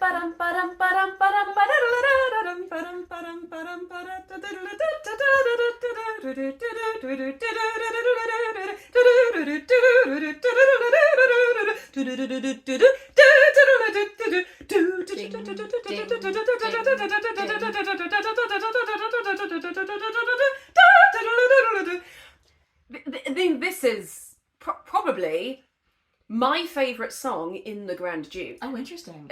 Yeah, which has, I mean, musically which is at very least. nice. I mean, I gave this a 25 for music. I didn't put it it's way up 24, there, but yeah. I do absolutely love, I love this number. And the other thing is, in the Grand Duke Overture, which is another story for another time, which is unquestionably one of the best It keeps overtures. coming back over and over again, doesn't it? This, So this, good. this tune is one of the biggest pieces of that overture. So clearly, and Sullivan wrote this one himself, and he knew a good tune when he had one. He's like, I'm gonna get some mileage out of this one. It's really good. And then he involves. Because it's a similar kind of bounce.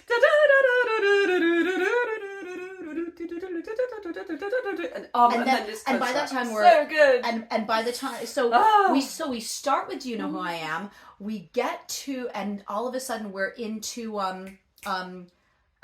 You're a Pretty Kind of Fellow. Yes, yeah. Flibbergibbity Kind of a Liberty. Like, and we're there. We don't even see that we've pivoted into there, and we're in a different tune. It's amazing. But like, just how funny are the lyrics? And I give this a 9 out of 10 for lyrics. Do you know who I am? Your Highness has a party at the door. Your Highness is at the door, there is a party. She says that we expect her, but we do not recollect her, for we never saw her countenance before. With rage and indignation she is rife, because our welcome wasn't very hearty. She's as sulky as a super, and she's swearing like a trooper. Oh, you never heard such language in your life. You never heard such language in your life. It's so good. Yeah. Do you know who I am? I don't, in fact, it's... no doubt it's in the special alarm mode. Rudolph wants to produce. I can't. He isn't at home just now. He isn't at home just now. Honestly, when the Baroness sings, he isn't at home just now, in that like suspicious way. Yeah. And then they go to the major. He isn't at home just now. He hasn't. One of the most joy-inducing serotonin-releasing moments in GNS. That shifter. That. It's such an amazing response. He has an appointment, particular fairy. You'll find him, I think, in the town making so many, cemetery. but he isn't at home just now. He isn't at home just now. But bless my heart and soul, alas, I'm impudence personified. I've come here to be matrimonially matrimonified. And the thing is, people think, oh, that's a terrible lyric, but I personally love it. I really like that.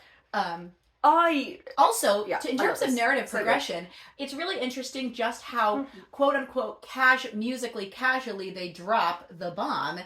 So basically the crux of this is Rudolph's dead. Surprise, Rudolph's dead, or at least like technically so. Surprise. But there is no musical build up to him being like, I hate to break it to you, but he's kind of dead. It's like he's not home. He's not home.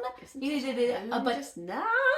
For every disappointment, I am sorry, unaffectedly, but yesterday that nobleman expired quite unexpectedly. Like, that just goes by, and the next thing we're into Tall the Riddle all. So there is absolutely no musical or lyrical weight attached to the dramatic fact of him dropping a huge bomb on her. Yeah. Which is kind of hilarious. It's like, oh yeah, he's dead. Cool, we're gonna dance around. Well, and then we dance around and she's like, oh my god, he's dead. I'm just saying, like, the Grand Duke, Pirates, Thespis, those three seem to fall into the same category in the, of course, there are really highly emotional moments in them, but generally the whole thing is like a very high energy, panto-esque, avant-garde-ish kind of style of character and style of comedy. Because Grand Duke Pirates and Thespis are probably the ones with the least real characters in them. And and it's very heightened. Whereas the others are like a little bit more down to earth. Even IOLANTHE, which is bizarre because it's like magic. But seriously, Pirates, Grand Duke, Thespis, they all fulfill maybe Gondoliers and Utopia kind of almost go in that category, but those three definitely, I think, all fulfill the same kind of comedic purpose. Which is why, in many ways, the Grand Duke is crazy, but it feels kind of, it's got some sort of contemporary relevance in terms of like people who like musicals. I think you can sell them the Grand Duke. Oh yeah, like, the Grand Duke is so MT in the way that Pirates is as well. I think you can sell them the Grand Duke much easier than like a bunch of other things. I stupidly put a bag of catnip like in the middle of the tripod of where the phone is, so now my cat is rolling around with the catnip and dislodging the camera. Yeah. Oh, I'm glad you're enjoying yourself. See, she loves just licking and cuddling the cat hash bag. Sure does. Yeah, they love it. Anyway. Highness, there's a party in the door. Just fantastic. The energy doesn't let up. The music is exciting. It's fun to sing. It's fun to play. I only gave it a 7 for dramatic impact. I'll give it an 8. I also gave it a 10 for narrative progression because a lot of stuff happens in this song. Yeah. Like she gets introduced, she gets told he's dead. There is plot that is happening in this number, so I think that this deserves a 10 for that. I think that this actually ranked as my number 3, but I'm happy with it being number 7. It's okay. I think that is valid. I was surprised by how high it had come in my list, so I'm kind of happy it seemed to settle into a more reasonable, sensible position. Okay, because I love this number. I love the Grand Duke more than most people do, as do you. Yeah. But, like I said, at this point, especially with this and everything up there, I mean, you're not going to hear anything that we're going to say after this and say, oh, you should have knocked that one out for Your Highness, There's a Party at the Door. And and you guys probably have an idea of what some of the tunes are that we haven't talked about. Well, interestingly, I probably would have put this one above the other one from the Grand Duke that we haven't talked about yet. Ooh. But not by much. I think there's like 1 point in it. Here's the other thing, is now in this kind of number 2 to number 8 range that we're in, these things are being separated by a couple of points. Yeah, it's not much at all. Number 1 is number 1 by a mile, but where we're in now, everything is very close. What do you think number 1 is? We'll take some bets for that. Oh, yeah, here's a hint. Number 1 is one that I've actually already talked about. And it didn't come number 1 in that video. So, but it came number 1 by a country mile in this one. We are now up to number 6. Coming in at number 6, from Patience, it's In a Doleful Train. This is so good. A proper double chorus, this one. It's like... This is an absolute roller coaster. I mean, there is so much going on in this song. So many. It does grind to a halt, but I think that's earned. Yeah. By the characters, so I don't mind the fact that it grinds to a halt. So we've got them walking around 2 and 2 all day. We've got Mystic Poet Hear Our Prayer. We've got the first time Bunthorne actually opens his mouth. Yeah. We meet this. And he's been so hyped up as well. This is how we meet him in the midst of all of this, and then we get the guys doing their thing, and then we get it all together. So it's. Unlike some of the other ones, it's not fast. There's no jumping around, but there's a lot going on. And musically, I mean, when they go 20 love sick meters away, and we die. Yes, we die. Meanwhile, the guys are getting this great little chromatic line.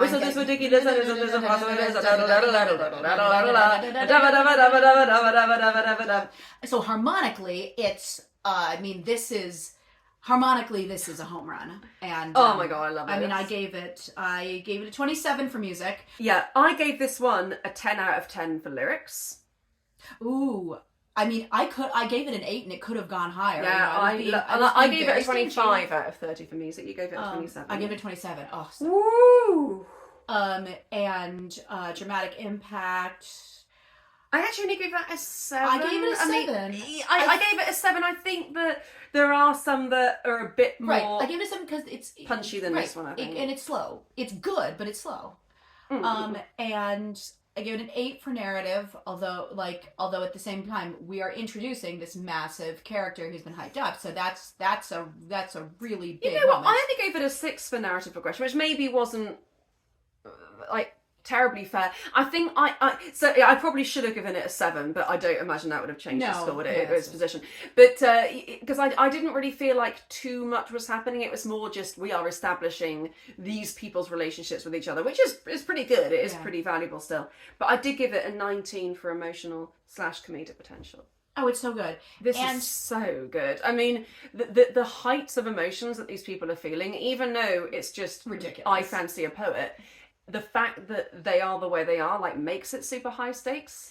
The other thing is it sets up one of the funniest moments in this very funny show, which is in Act 2 when Lady Jane comes in singing in a doleful train one and one all day, and that wouldn't, like, her following him around would not have the impact that it did if she wasn't singing this song, which we spent 5 minutes hearing in Act 1, and then when she's like one and one, it's hilarious. Doesn't somebody say deign to raise thy purple eyes? Doesn't someone say purple eyes? Yeah, Lady Sophia. Deign to raise thy purple eyes from thy heart. Deign to raise thy purple eyes. Oh my god. The stakes that these maidens, the rapturous maidens have in this song. And the energy is so different. The energy from the maidens to the soldiers is so different, but they clash in, like, one of the best double choruses, I think, in the canon. I mean, I think as far as double choruses go, like, one tune which has one energy and another tune which has a very different energy, I think this is the most successful examples of how different the energies are and how they make an amazing, this incredible combination. These 2 tunes are more different than the Welcome Gentry tunes. And they might be even more than and I think they're more different than some other ones we're going to talk about. The other thing that this one harkens back to, remember when we were talking in A Nice Dilemma about the incredible satisfaction of getting it right? If you are in the men's chorus, you will probably spend a lot of time practicing. Now, is that this ridiculous and is that that's preposterous, so that you don't rush it? Because the minute that this thing happens, people just want to go super fast. Oh, and you cannot, because then it's going to line up with everything else. This is because often like, this number is not really appreciated for how amazing it is, because it's actually quite rare to find a production where people don't rush. And obviously, if you get a professional recording it, it'll be fine. But often when I see from a practical rehearsing, like a live show, it's actually you often do find. I often find that I'm too nervous about people rushing to actually relax and enjoy it. And what we did when we did Patience a few years ago was this became the morning warm up. Is that we would start every day by doing this bit under tempo and just kind of really getting it in people's bodies. And the fact that we'd done it several dozen times in the week before the show really paid off when they did it, because you just had that really physical level of comfort of doing it at all sorts of different tempos, so you could be disciplined about that. Yeah. I love that. Like, I love a good disciplined chorus that knows why it's important that we don't rush here and all this other stuff. Yeah. So, and just like all these characters, because both of these choruses are so funny for different reasons. Angela and Sophia are hilarious. Bunthorne is brilliant. This is just like a cavalcade of exciting, hilarious stuff going on. And this is the moment where, so we've met the maidens and we've met the soldiers, and this is them coming together with the person they've all been talking about the whole time. So this is like a very dramatic moment in Act 1. This is like the kind of mid-act showstopper of Act 1. Yeah. And it a lot of these numbers do fill that position. They are like the middle of Act 1. Yeah. Or the middle of Act 2. Or the middle of Act that too. Yeah. This is always a banger to me. Because you know that people spend time making this one really good. Yeah. Like, yeah. You have to. It's the law. So is it number 5 we're talking about? We're into the top 5. Okay. Number 5 is also from the Grand Duke. Oh, yay! So this is the other one. Yeah, it's 10 minutes since. So remember earlier in the video where we were talking about Marissa's 3 favorite metric modulations in the canon, and I said one's Defiance, and that's not on this list, and we talked about the one in a Nice Dilemma. Here's the third one. My favorite tense, you oaf-immense with no pretense to common sense, you stupid muff who's made of stuff not worth a pinch of stuff. Back up at once and out we go, and desperentious to exhibit our very forms all in our... That is, that's maybe my favorite moment in the Grand Duke. And I have a lot of favorite moments in the Grand Duke. As I said, I think that moment is musically more interesting than anything in Your Highness as a Party at the Door. But I'd say as a whole, I prefer that one musically. But this one to me actually did... I actually gave this a 27 musically because I'm thinking of just how well it deals with all the tension in the room and how dramatic it is. My gracious gracious powers, our chum of us could eat 3 sausage rolls with relish. This is one of the few ones that if I could sing at a bass register, I could just at a moment's notice sing any of the 4 parts in this show. They are all absolutely burnt into my mind because I've done the Grand Duke now 6 times in total. That's a lot. And one of those was a 2-week run of the Grand Duke. Others were like multiple performances of it.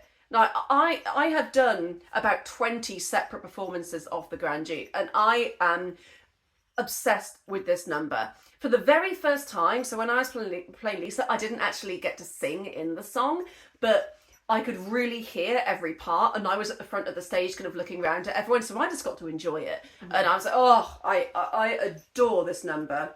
Bat could see he couldn't be a chum of ours if he chuckled. So it's got some of those kind of just that's just funny, you know, to sing with a straight face. I love how that soprano line goes. And it's got the tension, it's got some kind of, I mean, the beginning of the beginning of part of the tune is just so kind of, it's a nice, pleasant bounce. You don't have so you have the tension that comes in the beginning. Is my goodness me, this is bad, we're all crazy. And then he settles into this, I'm going to tell you a very pedestrian song about this guy who's eating all the sausage rolls. And then... It's so funny as well. This is hilarious. How Ludwig is trying to like play down what he's done. And everyone is so mad. Everyone is so angry with him. So, yeah, he's just like, this is not a problem. And then... I am a devilish funny fellow, when suddenly I still had seen it flashed at me, and I revealed our plot, with all details effective, to Grand Duke Rudolph's own detective, what folly fell to go and tell, what fall not folly fell. So they're singing like their response, but then the words are getting stronger, like, and then we get into booby booby oh you oh. Can you see now why we didn't include this in the baritone arias? Yeah, because it's this is a showstopper. Yeah, I'm sorry, and it happens to have some solo in it, but its value is determined from the choral bits. Is it? Would you say that's a fugue? When you get something? What is it then? Okay, I would say that it is like imitative entries. It's like a canon. Well, it's not even a canon because they don't take over. So in a canon, it's like if they're doing the exact same thing, like Rory Boat. Yeah. Now this has elements. So a fugue is basically like a piece that has imitative counterpoint. You've got a subject, you've got another subject. Yeah. This has little bits of imitative entries. It's not a full-on fugue. It hasn't got all the parts, but it's got those elements that you would find in a fugue. But is there any other song in the GNS canon that does this? With those entries like that? Like staggered entries of the same thing? Maybe, but I'm blanking out on it right now. If we think of any, we'll let you know. We'll put it But in here. general, for somebody who is a kind of... That's where the text will go. Like, I'm going to put here... Other few Marissa moments. is amazing.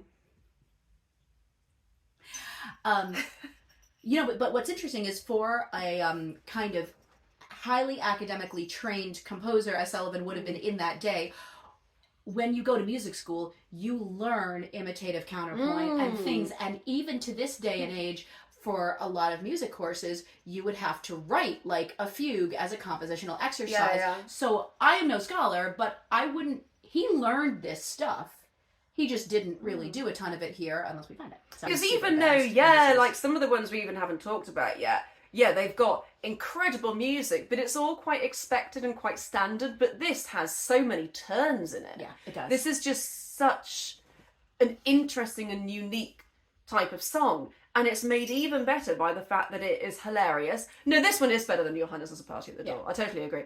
That it's made all the more hilarious by the fact that the stakes are so high, but the lead singer doesn't really agree about the stakes being high. So there's a mismatch of stakes, which is funny. His lyrics are hilarious. And like the chorus all think they're going to die, so they're all terrified. So that gives it a really high stakes, and the music is amazing. Well, this has got everything for me. Like, I love this number. Grand Duke is considered like not one of the best objectively, although I really like it. And one of the big reasons is that the dialogue is it's a little dense. It could but use what's interesting about this dialogue is I did put cuts in it when I directed it. But the cuts I put in weren't massive. And I found that the difficulty with the dialogue is the same difficulty that people find with the Pirates dialogue sometimes, is that they're not believing the words that they're saying. And but the thing is, there's not as much dialogue in Pirates, so you don't notice it so much. Well, and because you really have to lean into the panto avant-garde silliness of it. And that's not saying that you should think none of these characters are real, we shouldn't take them seriously, because all these characters are fully convinced and believe in what they're saying. Right, but what I was saying is, so yes, there are definitely some flaws, but the score of the Grand Duke, oh my god, the score of the Grand Duke is top tier. Yeah, like it's absolute top tier. From a musical perspective, this show should be in anybody's top tier, because the stuff that is going on is ridiculously good. It is harder to put on productions of Grand Duke because people don't know it as well, so it's not going to be as clean. But if you do ever get to see a really clean, good professional production of the Grand Duke, which I'll hopefully be able to bring to you again soon, I really hope that your mind will be changed about this, because it's so good. Really, I'm not saying it is the best one, but when it comes to music, certainly it is one of the best, I would say. Yeah. What's number 4? It's number 4. It's number 4, and it is our first entry from the Yeomen of the Guard. Oh, yeah. It's Tower Warriors. Yeah! I love this one. Okay, Walls of Sound. In the autumn of a night. And I just died. I was about to say, in terms of Walls of Sound in the canon, End of Cat Like Tread might be my number 2. And this one is number 1 in terms of being... Okay, you also like Night's Bridge Nursemaids. That's a good Wall of Sound as well. That could go up there. But the thing is, this is the one. I would consider like... Because Night's Bridge Nursemaids, you are just bombarded with this enormous Wall of Sound. Whereas this one is more barbershop. And for me, barbershop always wins. Barbershop will win against any other type of scene. You can't beat a nice 4-part, oh, it's beautiful. And this is, in the autumn of our lives, that 4-part harmony section with the tenors and basses is probably, it'll be definitely in my top 10 musical passages in the canon. So good. And the double chorus at the end is great. I mean, I'm not like... I don't think that the opening passage of Tower Waters is the best thing in the world, but it's certainly really good. There's nothing wrong with it. It's good. It's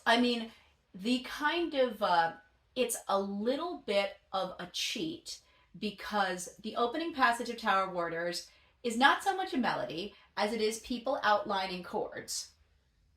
Yeah. Ba, ba, ba, ba, ba, ba, ba. We're just going. So we could just be playing one chord here. Let's sing all the notes in the one chord. 5 chord. Let's sing all the. And that works because then it's really easy to pop under any tune you want, because they're just basically singing the chords of that 2 words, which is fine. And this is one of the few times that I think he literally just has people arpeggiate chords rather than any semblance of a melody. I don't care. I still love it. But the interesting thing is, you get really 3 tunes in this. You get Tower Warders, you get In the Autumn of Our Life, and then you get the solo, This the Autumn of Our Life, which is what they double chorus in the end. So actually, the barbershop thing is just its own thing. Ago, as in day, all the heat of bygone noon. Oh, this one, this is. And I'm looking at this, and I gave this only an 8 for lyrics. It should have had a 9. It could have had a 10. I gave it a 7 for lyrics. I don't think the lyrics are crazy good. I also only gave it a 6 for narrative progression. That was what meant it didn't get like in the top 3 for me. Because nothing's happening. We're just meeting all these people. Yeah. You know what I really like about the lyrics? Yeah. It's kind of sad. You know? It's bittersweet. It's nostalgic. It's nostalgic in a kind of painful, happy way. You know? Because the thing is, yes, they're doing okay and they're happy to be there, but it's like knowing that you are in the autumn of your life. Yeah. And at this point, if I'm in the autumn of my life, I don't know it, and I hope I'm not.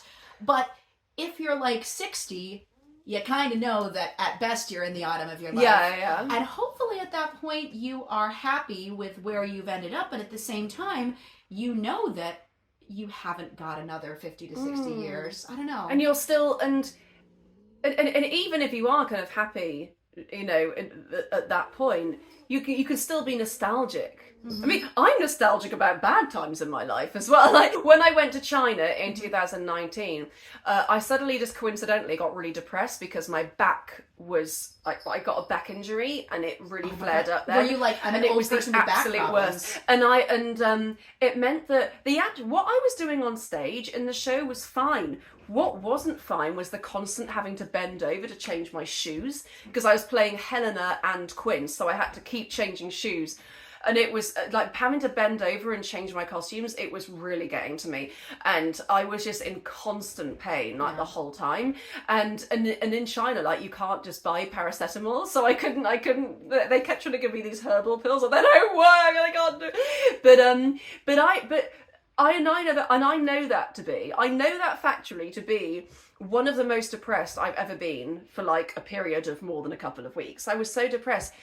But I still look back on that time and think, oh, yeah, I was in China with good friends, good food. I was like, Rachel, you were really depressed back then. So you still, my point is, you still romanticize things, even if you weren't having the best time. You still look back on things nostalgically and think,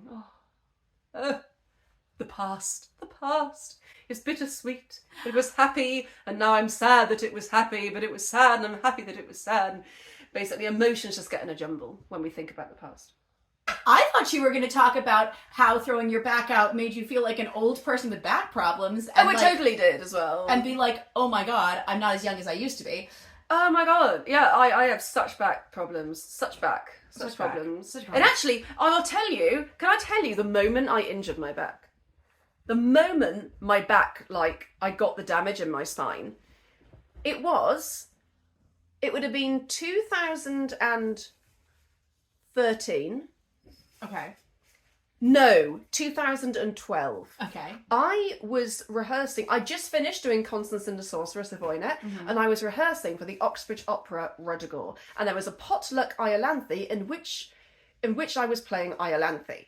Okay. And this was in Buxton, so we're in the Pavilion Gardens, and I'd been on a walk that day up to Solomon's Temple, and we were walking quite fast, and I didn't notice I had any issues, but I guess I must have like pulled something that I hadn't noticed, because I walked up on stage to sing "My Lord, a suppliant at thy feet I fall," and I took a step up onto the stage, and I felt, and I kind of heard in my body like a hunk. And that happened, and like, right up. Somebody who saw my face said that like all of the colour like drained out of my face, and they thought I was going to collapse. But I had to just go, "My Lord, something at your feet." It was just a potluck, but and I just remember that was the moment my back like snapped. and then from then on, my back's never been the same. There's things I can't do. There are exercises I have to do every day. I've had physio on it several times, and it's flared up and flared down. Yeah, over the years, but like it was particularly bad when I was in China. I've thrown out my back a couple of times, and usually it's doing something weird. You just kind of you're just doing like a random thing. You're standing up from the couch, and the next thing you collapse. Yeah. But what it makes you realize is that your back is literally connected to everything else in your body. Thinking about, you never really probably thought about putting on a shoe before, but you're like, wait. Putting on my shoe takes about 7 different movements. Oh my god! Like now, I hate putting on my shoes. And I can't stand it. I have to like properly sit down, unlace them, put them on, lace them up. Whereas before, I just slip in and out of them. So, you know. Anyway, we're talking about Tower Warders, which so and being in the autumn of our life, which we are not in the autumn of our life. Let's just. But you know what I mean? I've said emotional comedic potential. I gave it a 16 with all these things considering, because even though it's not really funny at all, I gave it a 16. Considering that it's actually quite a moving moment, because you're looking at these people who have been through such tumultuous times in their lives, and now they get to stop and enjoy their retirement. Well, because, it's not really retirement, but they're enjoying this peaceful part of their lives, but still romanticizing what they've been through. Because the thing is, like, if I'm not mistaken, to become a yeoman warder, you have to have served in the army for all sorts of years. Sure. So these people have all had probably a pretty rough career of it on the front lines, and this is a pretty darn good last posting. I mean, it's probably not that aggressively difficult. How old is Leonard? You get housing. How come Leonard is joining the Yeomen of the Guard? Maybe the rules were different back in the day. Because he can't be that old. Because like Phoebe's meant to be like 17, isn't he? No, he's got to be in his late 20s at tops. Yeah. But actually, it's Elsie that's 17. Maybe there's actually nothing to say Phoebe couldn't be like 25. Okay. Actually. So, but even so, he's not old, and I don't know if the criteria were different, but nowadays, I believe it's at least 20-something years of service. Yeah. So these are older guys, and this is generally their last posting before retirement, and it's a great honor. Maybe he got like a special in because of his father. Dad, Tower Warders is so great. It's so great. It is one of my favourite choral moments in GNS. It's a true showstopper. I will have a video where I talk about purely chorus numbers, but this one has a solo in it, so it doesn't really fall into that category. But this is spectacular. One, if not my actual favourite passage of choral singing. Okay, so we are moving on to number 3. It's the top 3 of the GNS Showstoppers. So, as a reminder, we are already discussing the best of the best, and this is the top 3 of the best. Yeah. So this is really good. Okay, Number 3 is number 3? Is from IOLANTHE. Which one could it possibly be? That's the only show so far that we haven't covered, because there's only one, but it's just that good. It's the entrance of the Piers. I mean, come on. Musically, I gave it a 27, and 26 for me. And lyrics, I gave it a 9. I only give it an 8 for lyrics. Bow, you lower middle classes. Yeah, I think that's good to give it an 8. I think that's amazing. It's awesome. Like just the fact that bow, you lower middle classes. Like singing that with a straight face is hilarious. And dramatic impact 10. Oh my god! I mean, you're just getting definitely 10 for me. Dramatic impact. Narrative importance, I only gave it an 8 because at the end of the day, it's a here we are. I actually only gave that a 5. That was maybe why it came a little bit lower down on my list than yours. But you're right. Yeah. I mean, maybe an 8's high in the fact that yes, this is a here we are and this is who we are song. If I was gonna struggle to find one bad thing about this, it would be that it is very long. But I do think that is earned. It is earned, but I can definitely see how if you're watching a production that's maybe not so good, this is a number that is harder to get right. This one is like a couple of the other ones I said earlier. This one, you can stage and choreograph it in a way that is not technically difficult. Oh yeah, just have lots of walking around. But it has to be clean and tidy. It has to have good visual impact, and it has to be well drilled. Would you say it is the law to do a figure of 8 at some point in this number? I don't believe in laws, not with this stuff. I think you can do whatever you like. I always see figures of 8, but yeah. But you've got a lot of room to do things, but it's got to be, nothing in this number can be casual. It has to be incredibly precise, even if you are just going to walk in a line across the stage. Now, there are some tunes in this list where you really do need some choreography that's a bit more technical. Gondoliers, you can't really get away with walking around the stage, but here, if you have a smart director or choreographer, you're going to stand powerfully. You can stand, you can walk, you can do movements. Anybody can do this number well. Blow, blow the trumpets. Blow, blow the trumpets. Oh, the musical. Zing boom, zing boom, zing boom. Zing boom is pretty fun, isn't it? Dum ba da ba da ba dum tantara. That last note, da da da da da da tantara. Oh my god! Oh, this is the definition of a showstopper. I mean, that ending is probably the most powerful ending on this list. Actually, I think. It's pick a note in the chord and go. So good. It is musically, this one is utterly glorious and grand, and dramatically I think blows all the others out of the water. I gave this a 10 for dramatic impact. There is another one that I gave a 10 to, but this one I think is probably the most dramatic one on the list. And especially for something where plot is not getting advanced. Yeah. And it's, I mean, the orchestration's phenomenal, and the loud bits are great, but it's not all loud. There are crescendos. There are parts where you pull back. There's all sorts of... This unique procession passes. There's definitely more kind of muted moments of it. And this one also, remember, IOLANTHE is one of the 4 that I haven't done in any capacity. I can't wait. But I see in here, one of my favorite party tricks is like, what's the word? Tactical rallentandos.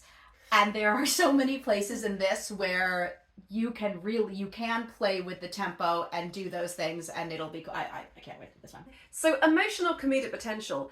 I gave this one an 18. Even though this one can be really, really funny, I think it's slightly harder to make funny than some of the others. So I gave it, and it's not really emotional. Also, do you know why? I do think it does have the potential to be very funny because they're just so ridiculous, these people. So that's where the 18 came I gave from. it a 16, and the reason is, I agree with all of that, but it's also because there is, whatever the joke is or whatever the emotion is, there's only one. Yes. You can make it, but you can't make any other ones. There is one emotion, there is one opportunity for a joke, here's what it is. Nothing in either the lyrics, the music, or really anybody's staging.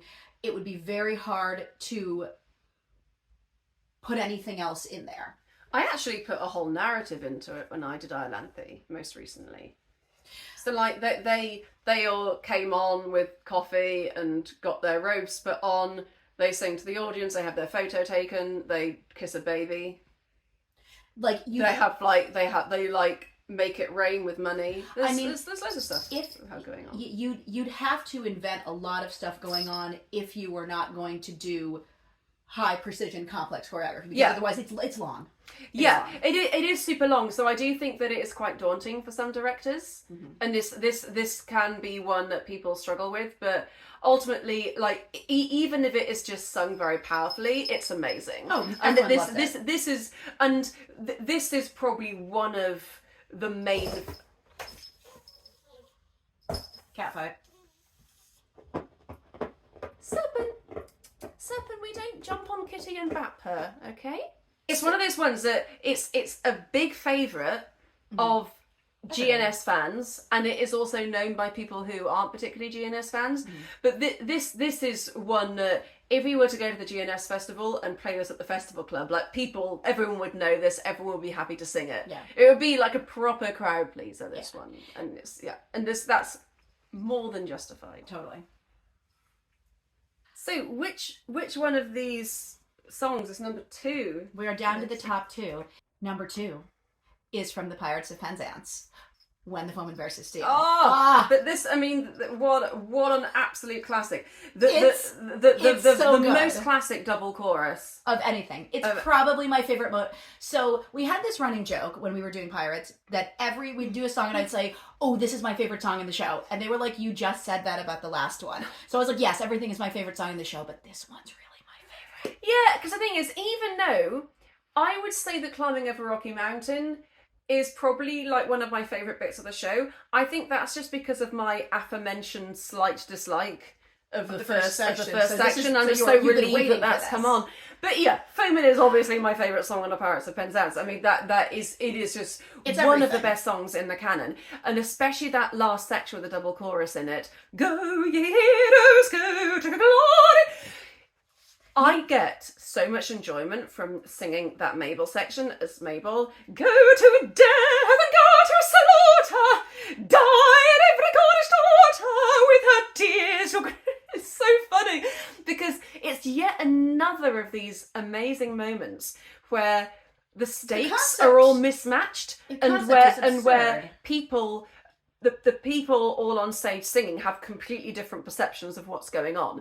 Because the people coming on to fight didn't really know what they were signing up to do. Nope. Then it gets revealed to them what it is they're doing. They're like, oh God, how are we going to get out of this? But then everyone's singing to them, yeah, you're going to die, but you're going to live in song and story. And it's like, let's get excited. They're like, yeah, oh God. And it's that kind of mismatch is just, to me, absolute comedic perfection. And for that, even though it's not really emotional, I still gave it a 20 out of 20 for emotional / comedic potential. Because it is still, because their fear is an emotion. So I think that counts. Now, it's not like purely silly and comic. There is, what makes it funny is the fact that it is so high stakes for the policeman. So speaking of that moment, the big double chorus moment, here is something that I never knew until I literally was just conducting the show. What is the dynamic marking at the beginning of the double chorus? Evident, yes, well, meant. When we launch into the next one, what's the written dynamic? MP? You're close. It's piano. Yeah. It's not loud. Meant to be loud. Yeah, because loud. So you're actually you start at gut. But that's dramatic. That's you don't get forte until go to death.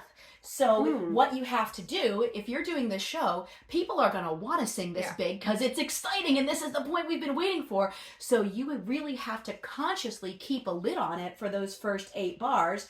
Ye shall live in song and story, go to immortality. Then you can let it out, go to death. How good would it be? Like, if I ever direct Pirates again, which I imagine I probably will one day, but it would be so cool to kind of have yes, well meant, actually louder than the go. Well, that's exactly what you're supposed to do. And that was just full of simmering tension, which then explodes out in the bit you said. No, that's exactly what you do. There are so many incredible bits in this musically. I give this a 25 for music. I don't think it's quite as good as 10 Minutes Since musically, but I think it is really good. But one of my favourite bits is, for your foes are fierce and ruthless, false and merciful, and ruthless, young and tender, old and toothless, all in vain a mercy crave.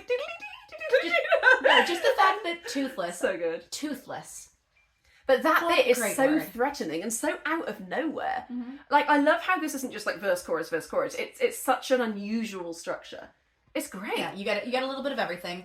And it's very exciting. And then just the comedy trope of yes, but you don't go. Yes, and then but we you don't. I mean, you could loop that back as many times as you want and it will still be funny every time that they don't go, you know?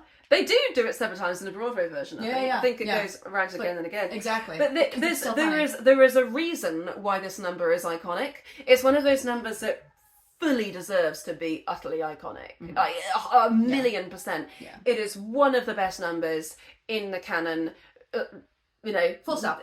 Definitely top 10. I would venture to say this number is going to be in the top 10 of all the numbers, maybe even in the top 5. I would put it in the top 5. Yeah. I gave it an 8 for narrative progression. Like, it's not like hugely informative, but there's enough going on to give it an 8. You learn that the policemen are not good at their job, which will affect the fact that they're going to have to get this done in other ways. And I gave it an 8 for lyrics. I think there are moments of lyrical genius, like For Your Foes Are Fierce and Ruthless. Like, that's a 10, that bit. But then I also think there are some bits that are quite simplistic and aren't so advanced kind of poetically, lyrically. So, for me it gets really high marks across the board. It's just that one just got higher marks for me.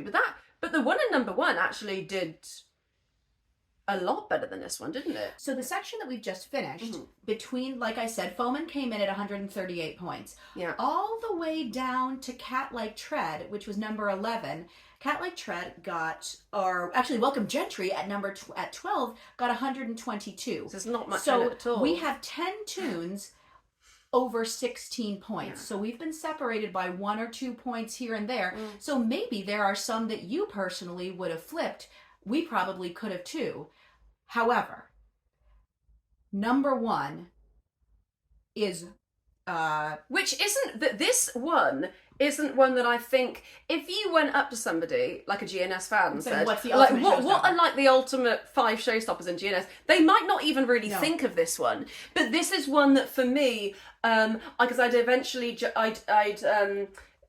before I judged it with the duets, but but when I was discussing it, I was thinking, actually, this is just so good, and it's not really shining as a duet. I mean, it still came like number 4 or something. It still did really well, but this is the place where it truly belongs. And I do think that both as like a gut feeling and logically looking at all the scores, this is just the most show-stopping, dramatic, narratively interesting, high stakes, ridiculous, comedic number in the GNS canon. Agreed. And this one is 17 points clear of number 2. Yeah. At 155. I gave it 79 out of 80. You gave it 76. I gave it 79 out of 80. Just because I didn't give anybody 30 points for music, but I gave this one 29. Nobody's me too. I gave it 29 for music. Yeah. So which one is it? It's from the Yeomen of the Guard. Yeah. It's Hark, What Was That, Sir? But yeah, 29 for music. Lyrics, I mean, 10 for lyrics. Absolutely. It's got everything from... Like a ghost's vigil keeping, or respected, or appalling. Like there became a figure creeping, I should rather call it. How good. I mean, yeah, I've already judged this with the duets, but I think it felt a bit funny to me, because I thought, this is a duet at its heart, surely. But yeah, it is a duet, but it deserves to be here. Yeah. It deserves to be here. Because honestly, the lyrics in this, the way they run on, are just absolutely spellbinding. And you've got all kinds of lyrics. You've got the funny stuff. You've got you've got high drama. Our foeman in the land is London to be wrecked. Like, oh my God, this is a big deal. And then you've also got just beautiful epic poetry. Hail the valiant fellow, who like just things that are really fun to sing beautifully. So we're covering a lot of bases here. And let's also think about how many transitions the music goes through as well. Like, again, it's not just verse, chorus, verse, chorus. There's like a little bridge in there at some point. Let me try and find the bit I mean. That shot, and this, and then all of a sudden we kind of bounce into the duet part, and then we get... Then we dive into the river, and alas, I cannot swim.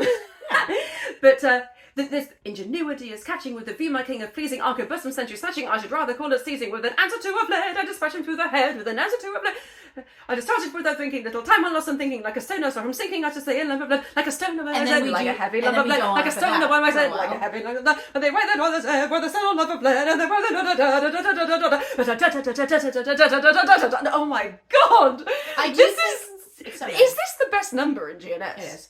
I think it might be. It's so good. The line, after they've said stone lead a million times, anyhow, the man is dead, whether stone or lump of lead, aka, we really don't care. But just the fact that they sing that, like, we actually don't care whether it was stone or lump of lead. He's dead, and this is a big deal. And it puts us very little with the stone or lump of lead. Very, very certain that he's very dead. Lead. Yeah.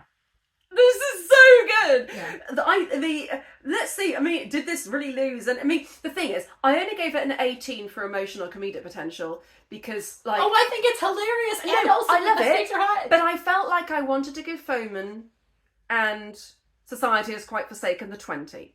I felt like there was just. I felt like there's a level of comedy that Foeman and Society gets, which this one doesn't quite achieve. Not quite. I gave this 20, and my next highest one was 10 minutes since. But dramatic, and also dramaticness, I only gave a 9 to because I felt like Foeman and Loudly Let the Trumpets Bray, again, are just a dramatic, slight notch higher than this one. But for everything else, I gave it a 10 for narrative progression, 10 for lyrics, 29 for music. Yeah. But this would have been the one that had got 30. Oh no, I gave Tower Warders 30. That's the one I gave 30 I to. gave 29 to this and Tower Warders. Yeah. So, but this one, I mean, honestly, this is quite possibly my favourite number in the canon. It's so good.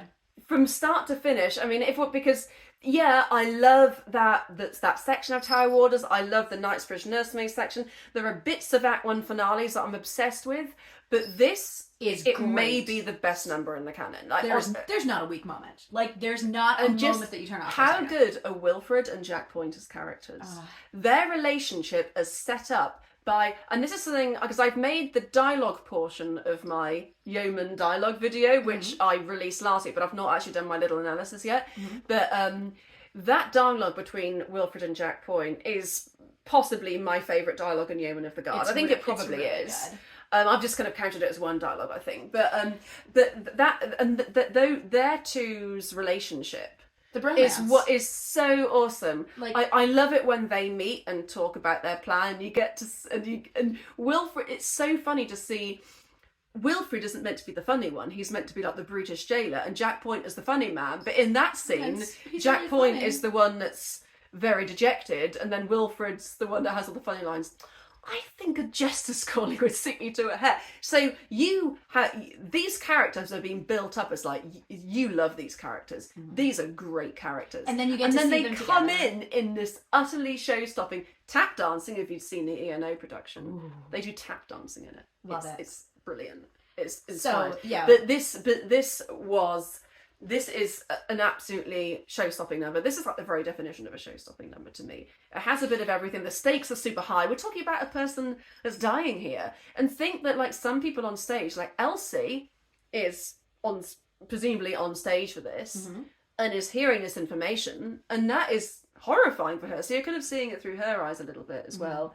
And everybody is completely invested in what's going on, because these people have all been looking for Fairfax, and this is like the big climax of that moment. They found him, he's dead. Yeah.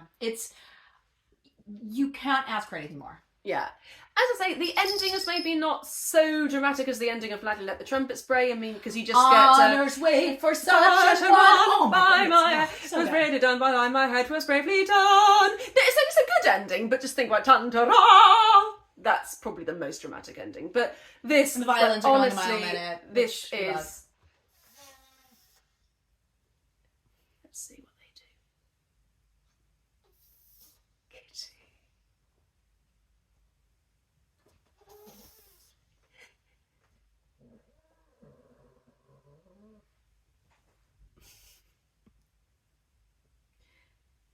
Oh yeah, the audience needs this.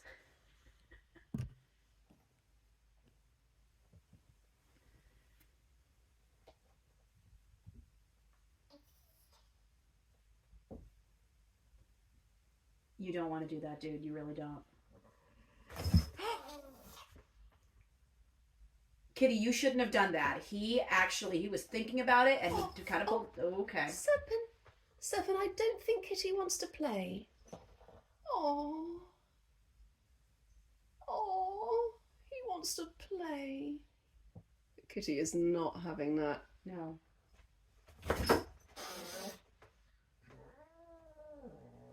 We are intervening if ears go flat. Okay. I'm going to try and let them work it out as much as I can. Yeah, I was going to say, Oh, but actually, Surfin is looking. Look, Kitty. He's showing you he's vulnerable. He's showing you. He is showing you that you're the boss. Okay, Kitty. She just doesn't care. She's like, Hey everybody. We're all friends here. Hey Kitty. Hey Serpent. It's okay. We're all friends. We're all friends here, aren't we? Oh, Kitty, Serpent just wants to be friends with you. He just wants to be friends. so what were you saying about what your favourite bit was in that last section, that Honours Wait on Such a One? It's, while everybody's singing Honours Wait on Such a One, it's the violin line. So the chorus is singing vaguely slow moving upward things, and meanwhile the violins are going and let me tell you, the violin parts in Yeomen are quite possibly the coolest instrumental part of any show and anything. Yes, there's some really beautiful oboe solos. There are some cool moments for the brass. There's all sorts of things, but the violin licks in so many of the iconic moments of Yeomen are spectacular. And hey, if you're out there and you conduct a chamber orchestra, program the Yeomen Overture as a concert, as a first piece on your concert. It is awesome. Yeah. So thinking about like, so we theorise this might be the best number in GNS, but like when I'm thinking about the numbers that have come the tops of other lists, so like my favourite tenor aria, which is Hilarions. For Whom Thou Hast Changed. Yeah, I love that one. That's a good one. I mean, that's a good one, but I don't know if that beats it. When a Wooer Goes a Wooing, that one won our quartets. It wouldn't have won my quartets list, but that's okay. But let that pass. It was good. And the quintets. I mean, thing is actually a sextet won the quintet list. Which one? I Hear the Soft Note. Oh yeah. I rejoice that it's decided. Oh, that's good. But that's probably not as good as this one either. No. Soprano arias. I mean, that's So Ends My Dream. Was like the hours creep on a pace. They're great, but Duets. In Every Mental Law, obviously. I know people disagree about that because they think the Frederick Mayfield should have won. Yeah. I mean, but Stay Frederick stage section. I mean, this is up there to be maybe the best number in GNS. Yeah. I think for sure. What are the trios? What was the best trio? I Am So Proud. Yes. Okay. Yeah. I am so proud. I Am So Proud. I expect to break into I expect to possibly outrank some of these things. Not all of them, but it'll get up there. Away. Oh no, I'm the one who likes Away, and you gave it a couple extra points because you know how I feel about it. I do like Away. It's a good one. It's a good one. But this is just great. But you probably didn't see it coming. It would be really interesting to hear in the comments what you all thought would come top. My guess is my guess is that people will be split between Foeman and the Piers chorus. Yeah. But I would love to hear it if there's anything else that you thought, was vastly underrated, or anything in here that nothing in here is overrated because it's all amazing. Yeah, because everything in this list, it's the reason it's in this list is because we consider this like the best of the best. Yeah. So all of these numbers, when we do it in the final list, they're gonna come really high. This is a list of utter classics. This was fun. Well, and thank you for having me along for this one. You're so welcome. Because what a joy! Like this was a great one. This is really fun to talk about. This is all very positive stuff. That's true. And as ever, thank you so much for continuing to watch us. We're well over halfway now through our analysis of the entire GNS canon by every parameter. So very pedantic parameters. And it's not a perfect list by any means. So that just means we get to kind of redo some videos maybe in the future and make them a little bit better. Please do subscribe. If you're not already subscribed, please do that. That would be nice. Subscribe and follow me on all my platforms. Follow us on Instagram. I am setting up a TikTok for Forbear Theatre. So if you are a TikToker, follow me on TikTok. High quality content incoming. Yeah. Also, by the time that this video is published, my guess is that we are going to be starting rehearsals for Ruddigore. We will be in rehearsals when I release this video. We will be off to Buxton for the GNS Festival, where we'll be working on Ruddigore. Rachel will also be doing some Grand Duke on the 4th of August. So when this video comes out, we will already be in Buxton. So if you're watching this and you're in Buxton, I am also there. Yeah. And so if you see this and you're in Buxton, come and say hello to us in the Festival Club. I was astounded at your placing of this number in this position, Yeah. and I would like to talk to you about it. And I'll say, okay, and I let's bet she talk would about be. it. All right. All right. And on that note, La.